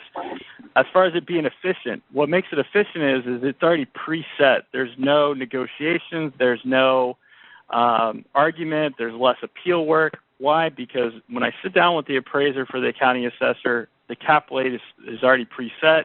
It's now just figure out what's market rent. Simple. Why it's simple is this. It's easier to administrate, it's easier to get through the appeals process, and it's faster. And as far as the opposition is concerned, I really came up with this idea in really thinking about their impact, and that's why I try to keep it simple. But more importantly, I do think this is good for, the people that had spoken opposition to this, and here's the reason why. We have to reduce foreclosures and REOs of retail shopping centers and hotels. If we don't do it in the short term, you're going to have a lot of foreclosures of retail and hotel, which in theory, if the split rule doesn't pass, would lower the overall Prop 13 base value going forward for a long period of time. This would mean in 2021, vulture funds or other investors would come in, swoop in, and buy these properties at below what their current trended base value is. What I want to do is avoid that by having them get temporary relief so that they can keep on working on paying their mortgage, to keeping their business operated. And then when we get out of this, they still will then be able to be trended back up to their factored base value when the market recovers. Thank you for your time and consideration. Thank you. Chair Vasquez, this is Don Gakel. I'd like to make another comment if I can. Sure, go ahead, Don. I'm going to address several things in Mr. Nichols' comments. One, I remember in the prior meetings discussed the Mills Act and the Williamson Act, and certainly those are rates established in law that are, and those rates are promulgated by the Board of Equalization. But those are established for entirely separate reasons than economic conditions or decline in value. Those rates are established to achieve an entirely separate social purpose. In the case of the Mills Act, it's to maintain historic property so that it doesn't get torn down. In the case of farm property, it's to maintain agricultural space and the family farm and all those other social reasons that we would want to maintain those things. It has nothing to do with market valuation of property. The other point I want to make is that it again flies in the face of current law and standard appraisal practice as practiced by members of the Institute and assessors all over the state. And certainly those are things that I want you to consider as you might contemplate that proposal. Thank you. Thank you. Thank you very much. Ms. Davis, is that it? I believe that was the last comment, Mr. Chairman. Chair Vasquez, I did put in for another comment, if I may. This is Chuck Lenhart. I'd just like to add one thing to what Don Gakel just said.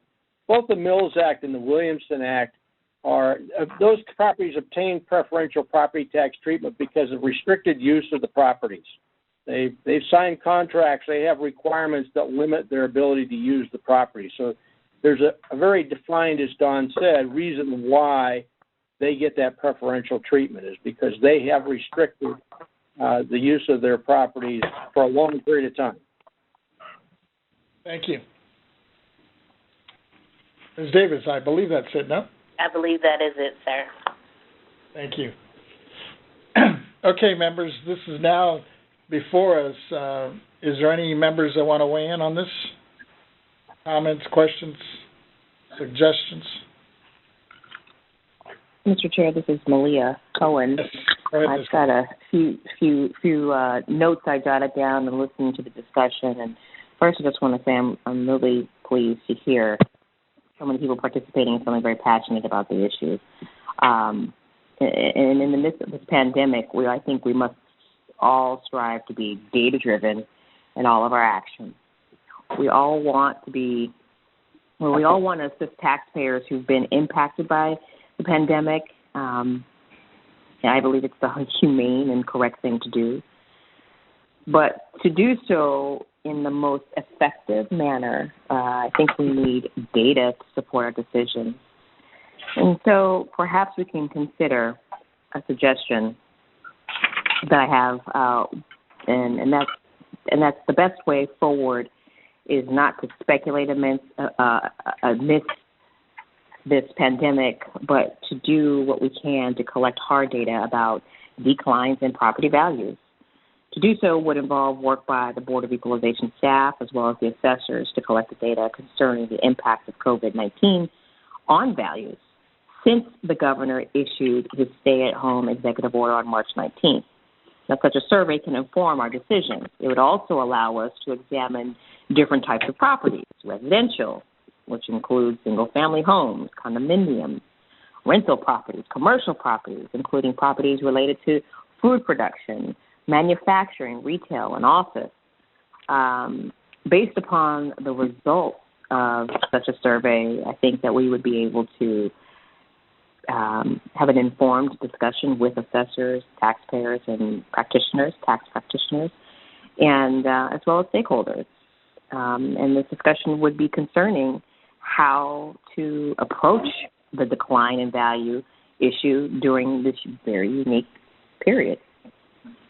I, Mr. Chair, of course, will defer any formal recommendations or action on this issue to our next discussion, which will be at our next meeting. Thank you. Thank you.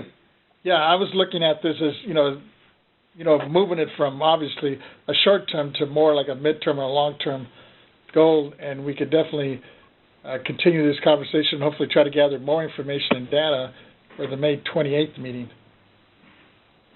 Any other comments or suggestions from other members? Chair, this is Vice Chair Schaefer. Go ahead, Ms. Schaefer. I have a question for the CAA or for our own BOE staff. Sure, go ahead. Please clarify just when counties send the tax bills and just when they collect the tax money. I've been told that the tax bills are prepared in September and the counties don't get the money until much later, like December or the following April. If we extend the deadlines and allow disaster relief, that's not going to break the county budget because it deals with money the counties are getting or not getting if there's a reassessment for another 10 months to a year. Surely county budgets are better prepared than a month or two in advance. Thank you. Thank you. Thank you. Member Schaefer, this is Don Gakel. Thank you, Don. My answering that question. Disaster relief is not a future issue.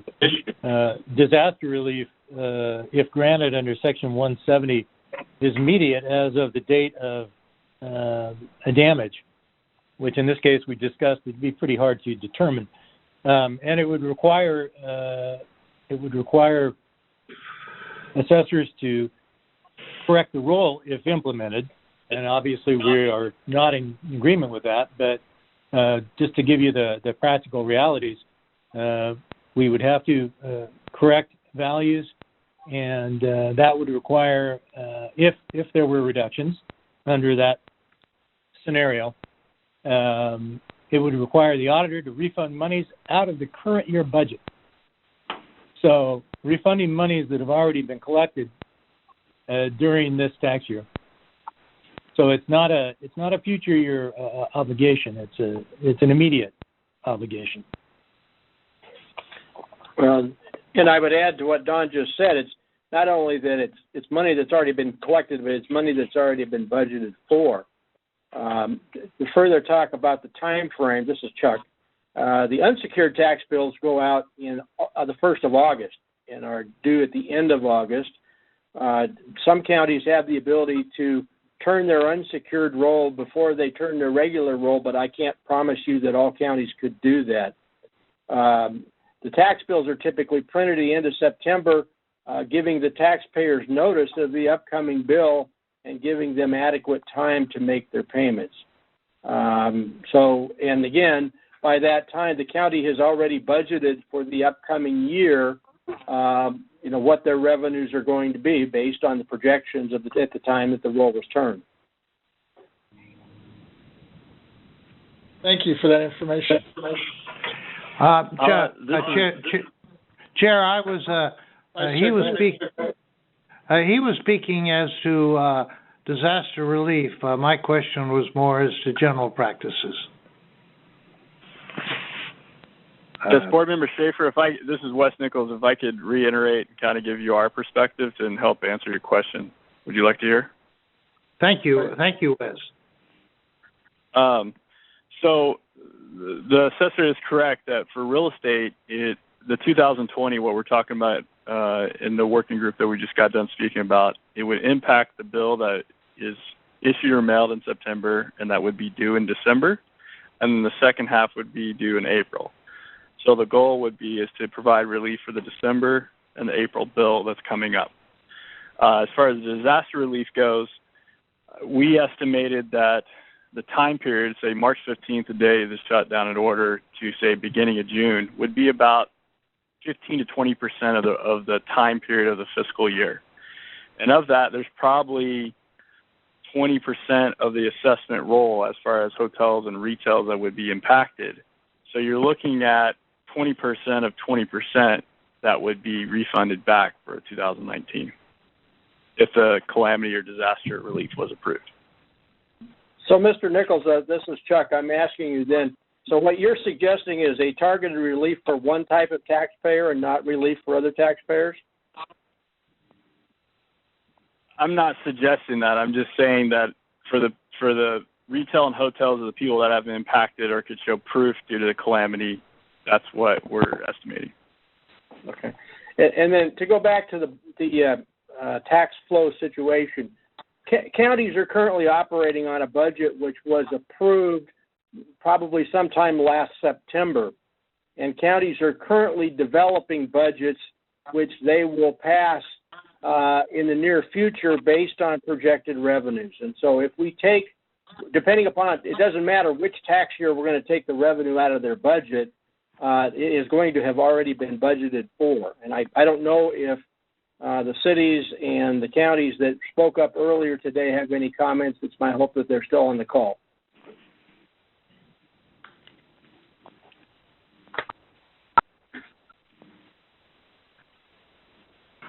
Thank you for your input, Vice Chair Schaefer. Thank you.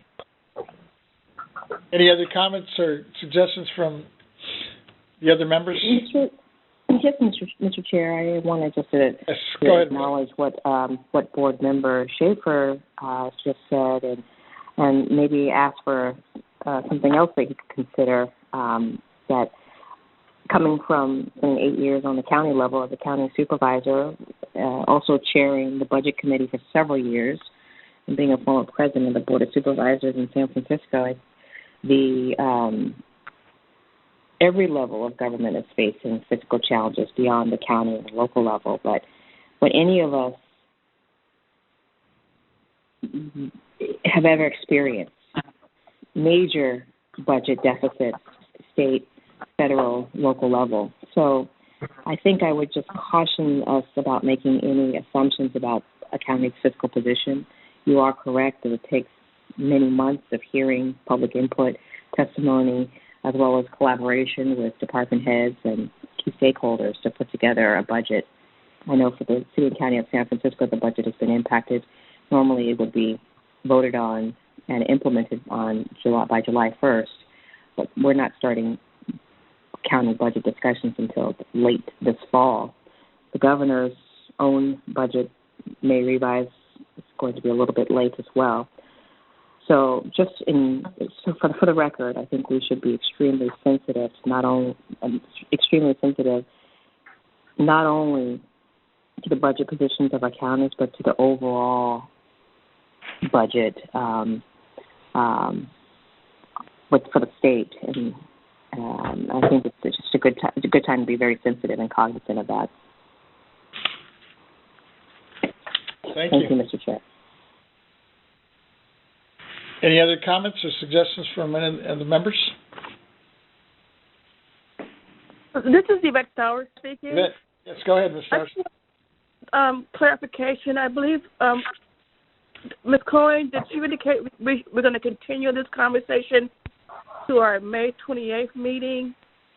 And if that's the case, are we looking for the BOE staff to provide any analysis?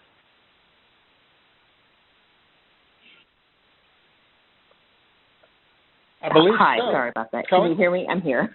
Hi. Juggling many buttons and screens over here on this phone. So, Ms. Stowers, yes, where appropriate, absolutely. Thank you. You're very welcome. Can I get in? This is Lenny Goldberg. Yes, go ahead.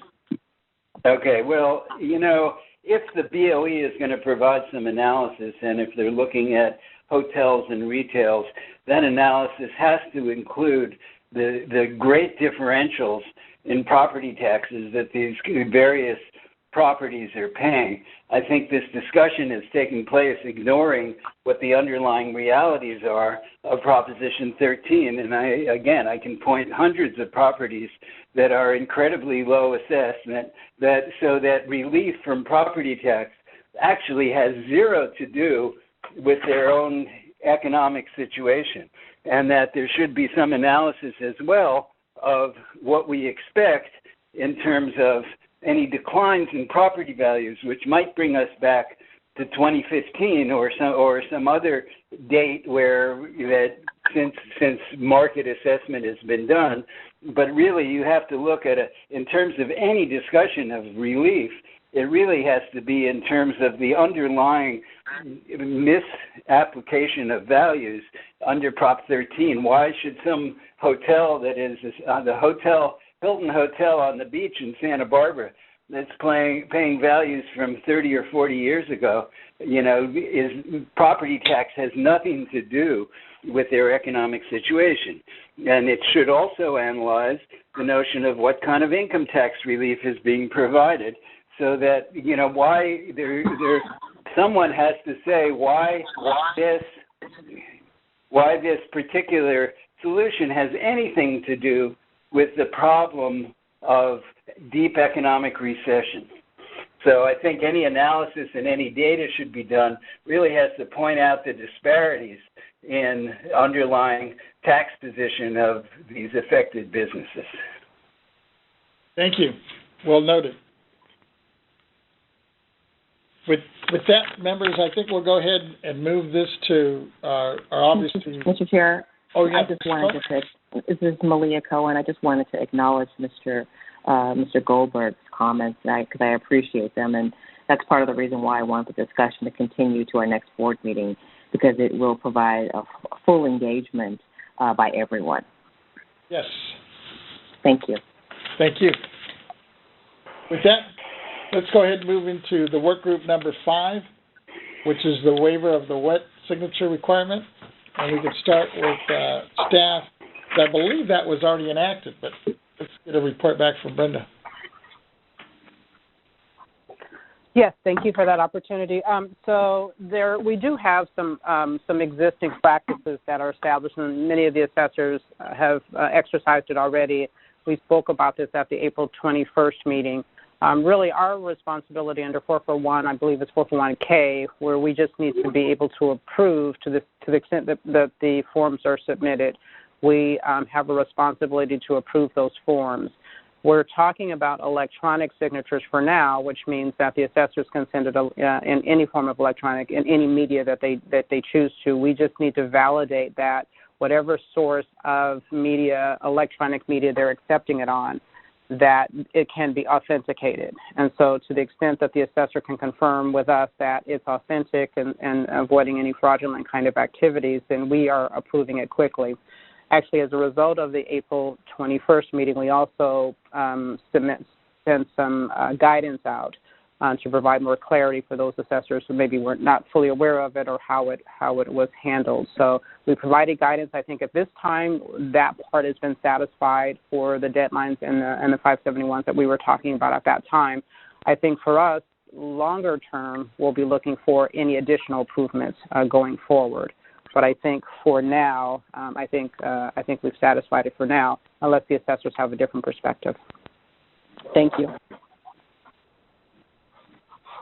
Thank you. Any other staffer that wants to weigh in on this, or is that it? This is David Young from the Property Tax Department. Yes, Ms. Brenda Fleming is correct. I just wanted to cite you the LTA number, and the LTA number is 2020/022, and she is correct. That was issued, and since then we have actually received several from counties, and we have approved them. So, thank you for that. Henry Nancho, Chief Counsel, we concur with both Brenda Fleming's Executive Director Brenda Fleming and Dave Young's comments. We've been in partnership with them, reviewing and approving as appropriate. Thank you. Thank you. Ms. Davis, do we have any stakeholders that are on the queue for this one? Mr. Chairman, we have several stakeholders that have not expressed which specific work group they wanted to speak to, but we did not receive a specific request for Work Group 5. So at this time, we don't have any comments unless there's someone who's on the line who did not specifically state that they wanted to speak to Work Group 5 that would like to speak to it at this time. This is Don Gakel. I'm sorry. Go ahead, Don. Yeah, if nobody else is wanting to speak, I just want to say that, I think this was resolved for this year to the satisfaction of assessors. We know what we have to do. There is the other part of it that was discussed during the working group, which is more the digital signature side of things, and that is something that a lot of offices are working towards. Our county is working towards it, and certainly, on the California assessors, the joint project that BOE is partners on, the e-forms and the SDR, certainly working towards online fillable and digital signatures on that at some point.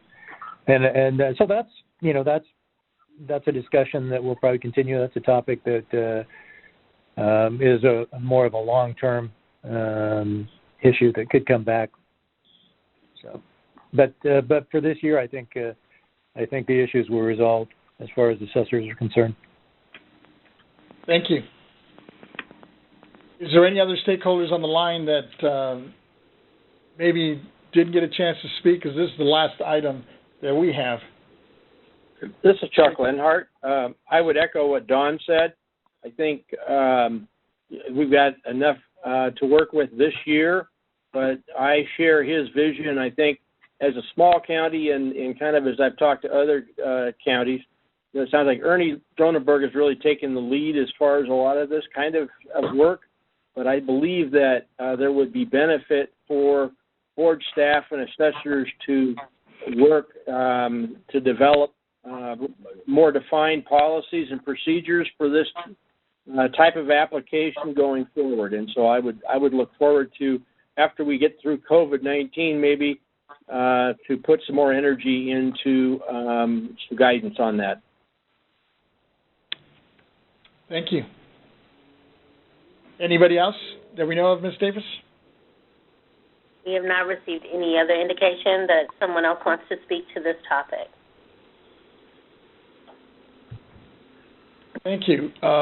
Well, members, that pretty much concludes our items in terms of the working groups.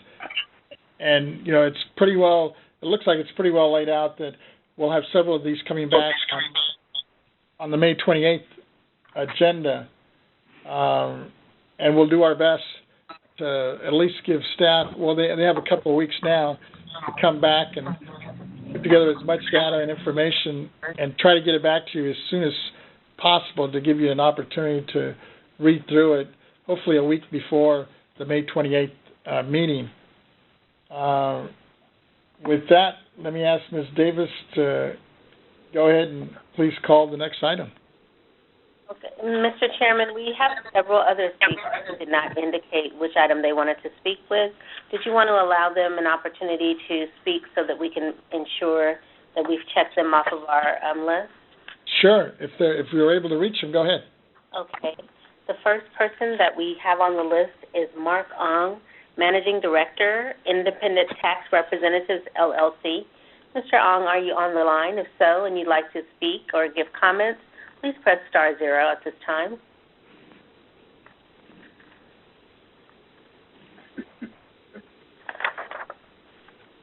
Next, we have Thomas Parker, Deputy County Counsel, Office of the LA County Counsel. Mr. Parker, are you on the line? If you'd like to leave a comment, please press *0 at this time. Mr. Parker, your line is open, sir. Go ahead.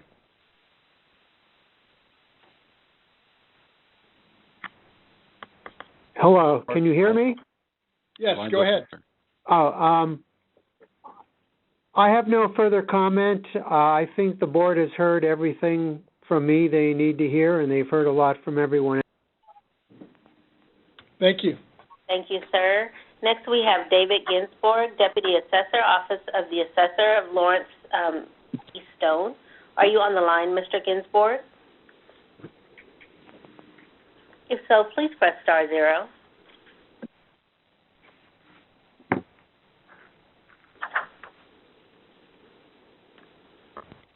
There's no respondent. Thank you. Next, we have Samantha Corbin from Corbin and Kaiser. Ms. Corbin, are you on the line? If so, please press *0.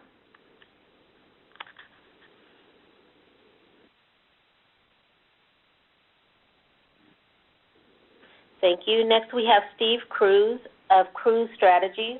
Mr. Cruz, are you on the line? If so, please press *0 at this time.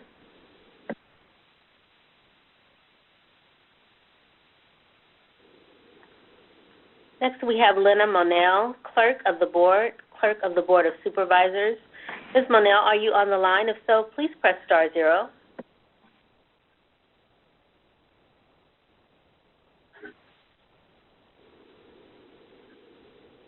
Next, we have Mark Aprea. Mr. Aprea, are you on the line? Please press *0 if you'd like to leave a comment.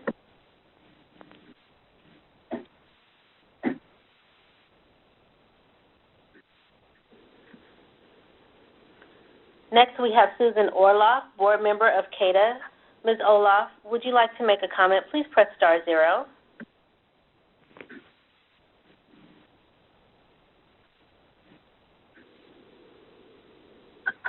Next, we have Vanessa Gonzalez. If you're on the line, please press *0 if you'd like to leave a comment.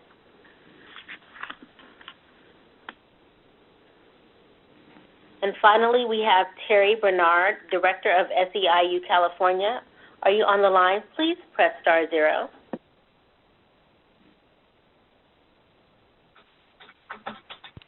One respondent, please stand by.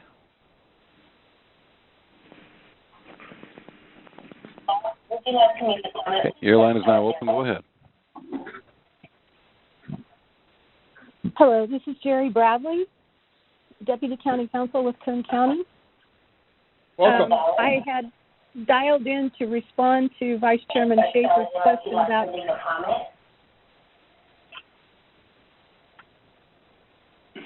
Go ahead. Finally, we have Terry Bernard, Director of SEIU California. Are you on the line? Please turn if you have your line on open on another line, please turn that down. It's echoing for us. Thank you. And go ahead, please. This is Jerry Bradley. I wasn't sure who you were talking to. I had originally dialed in to answer Vice Chairman Schaefer's question regarding the general procedure for the billing and collection of property taxes. I'm not sure that you're still interested in the answer, but I'd be happy to explain it. I represent... This is Vice Chair. Yes, I'd love to hear from you. Okay. As a background, I represent the assessor, the tax collector, and the auditor controller for Kern County. Tax bills have to go out the first week of September. Taxes are actually due in 2 installments unless a county has opted into a different payment scheme. But for the most part, county taxes are due in 2 installments.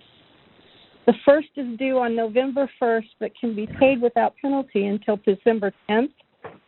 The second is due on February 1st and can be paid without penalty until April 10th. The trick for the counties is that a number of counties finance their tax appropriation through a statutory scheme that we refer to as TEETR, T-E-E-T-E-R. So the money's borrowed ahead of time based on the estimated tax revenue. While most counties do maintain a fund for refunds, it's based on what is known at the time the budget is issued. So I don't have to tell you that local governments, state governments, everybody who's a public entity are on very tight budgets. And so it's very difficult to estimate what all of these changes may or may not have on county budgets.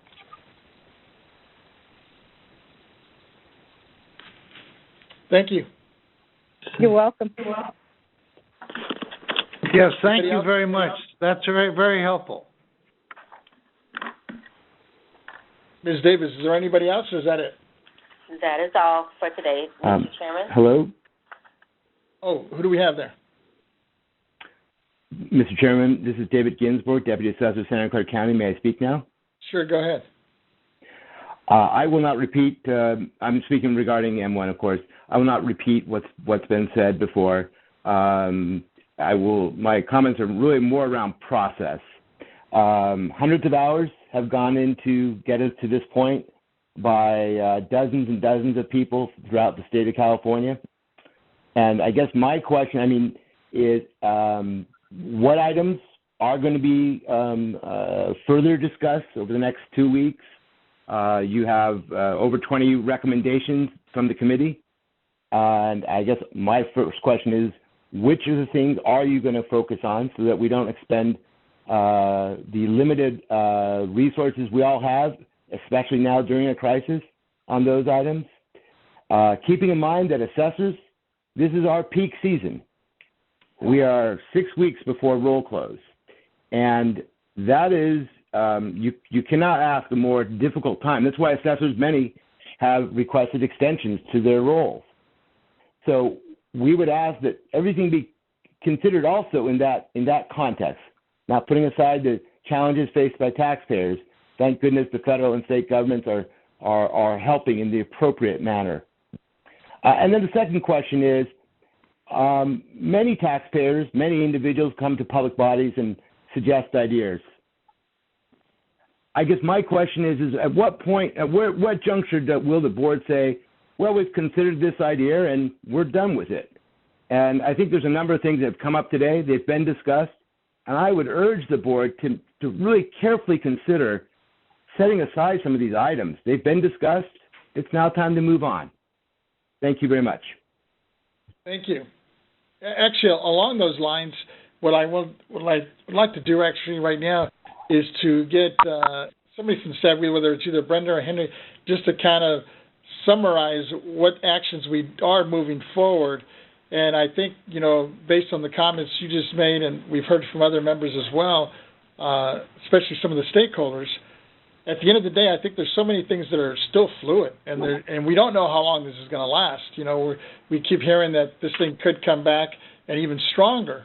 I know in L.A. County, just yesterday, the county and our mayor of the city of L.A., which is the largest city here in the state, is already talking about this thing, the stay home, going through August, which, many of us thought we were winding down. And I know in the northern part of the state, there's several cities and counties that are actually going back to work because they haven't experienced the epidemic as strong as we have in some of these more dense cities in the state of California. So I think we have a real challenge moving forward. And as much as possible, I agree with you, things that we could put to rest, we'd love to. But I think there's several of these issues that are going to continue to fester, especially as we move forward. And if major cities are not in full operation, this is going to have an impact longer than many of us thought in the first place. But with that, let me ask either if it's Brenda or Henry just to kind of give us a little summary of what we expect that will be coming back for the May 28th meeting. Mr. Chair, before Ms. Fleming takes the mic, I just wanted to say that I am of the mindset that I recommend that all items move forward. Everything that's been agendized allows us more time to talk. And for the record, I think I made this recommendation because I and others didn't have an opportunity to engage in the work group. So this information might be your second or third time hearing it, but for me and Ms. Stowers and Mr. Gaines, this is the first time that we're hearing this. First time we're hearing this public comment.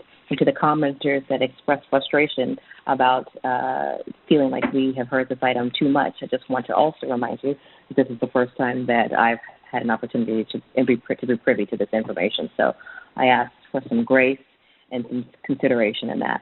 Thank you. Yes. And please, along those lines, members, I know you were given this packet, and I know it was pretty heavy. There's quite a bit of pages in the report that came out on Friday, is to please take a deep dive into it. We have a couple of weeks before we regroup and make sure that you have an opportunity to look at it and make any comments, suggestions, and so we can hopefully try to resolve as much as we can on the 28th.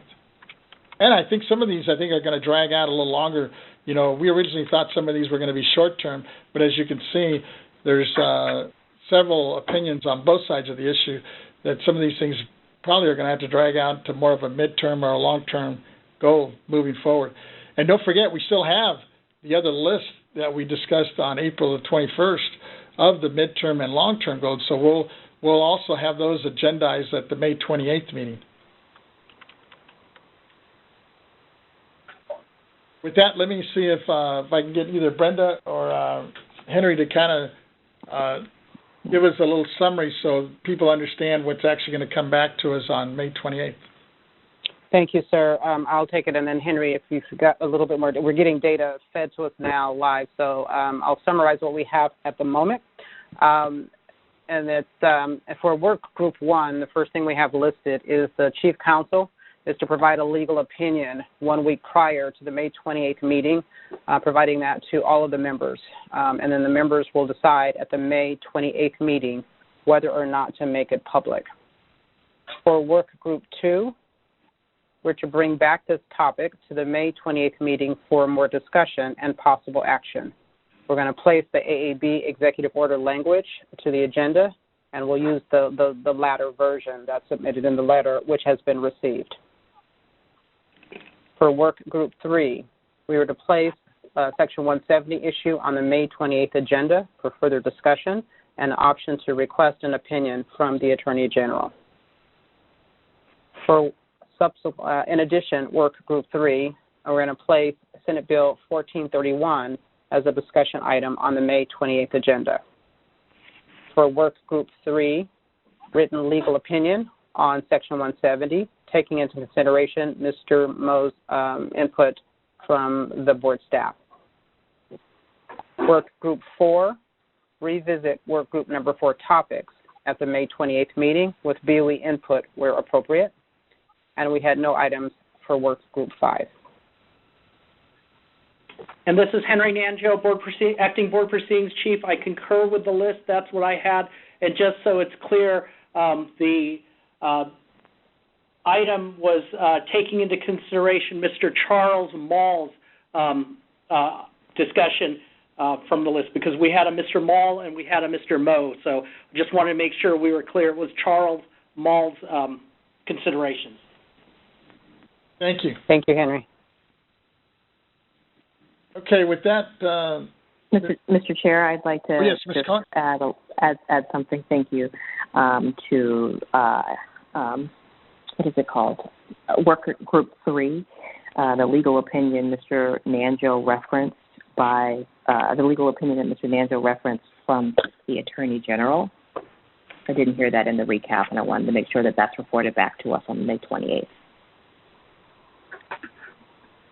Correct. There was a question. Yes, we've noted it. Thank you. Okay. Thank you, Ms. Cohen. Thank you. Hearing no other comments, we'll go ahead. Ms. Davis, if you could please call the next item. At this time, we don't have any other items on the agenda. So as we adjourn, members, I think we'd like to adjourn. I would like to suggest that we adjourn to all those lives that have been lost since COVID-19. The numbers keep growing, not only in the state, but in a lot of the larger counties throughout the state of California.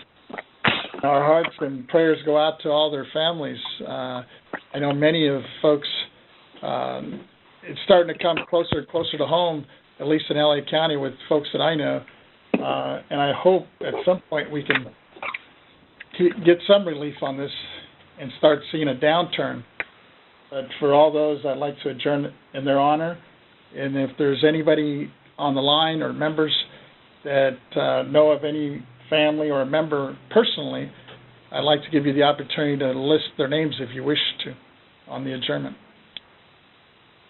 Mr. Chair, I also would like to acknowledge that this is Small Business Month, and although not necessarily an individual, but this particular entity of small businesses have been struggling throughout this pandemic. Yes, thank you. Thank you.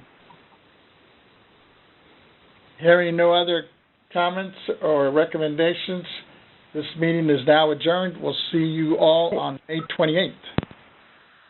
Actually, we'll hear from you on May 28th. Doesn't look like we'll see each other, but... Thank you, Chair. Vasquez. Thank you. Chairman Vasquez, this is Brenda Fleming. Right before you adjourn, I just want to note that we'd actually have a board meeting on May 27th. I'm sorry, you're right, the 27th. 28th correct. is follow-up of this, yes.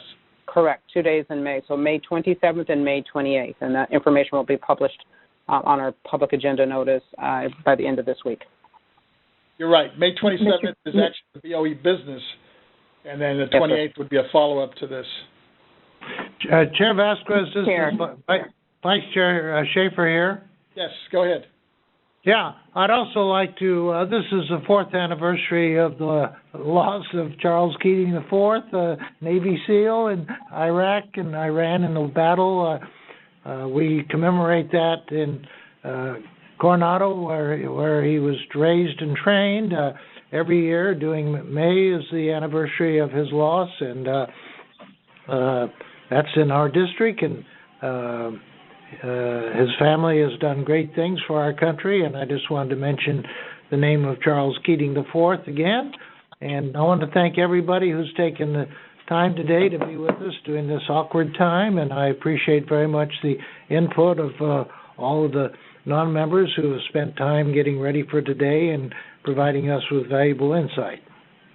Thank you.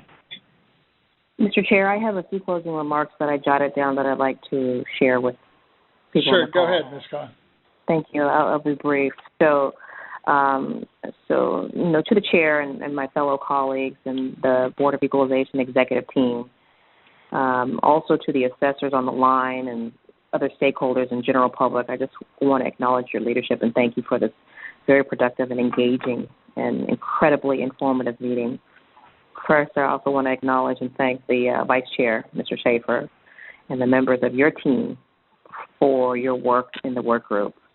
And second, as I stated in my opening statement earlier, several hours ago, it's our duty as elected constitutional officers to collectively represent 40 million taxpayers and to ensure that the work of the work group and the options presented today receive the kind of open and transparent examination and vetting that's appropriate for every policy decision of any California government agency.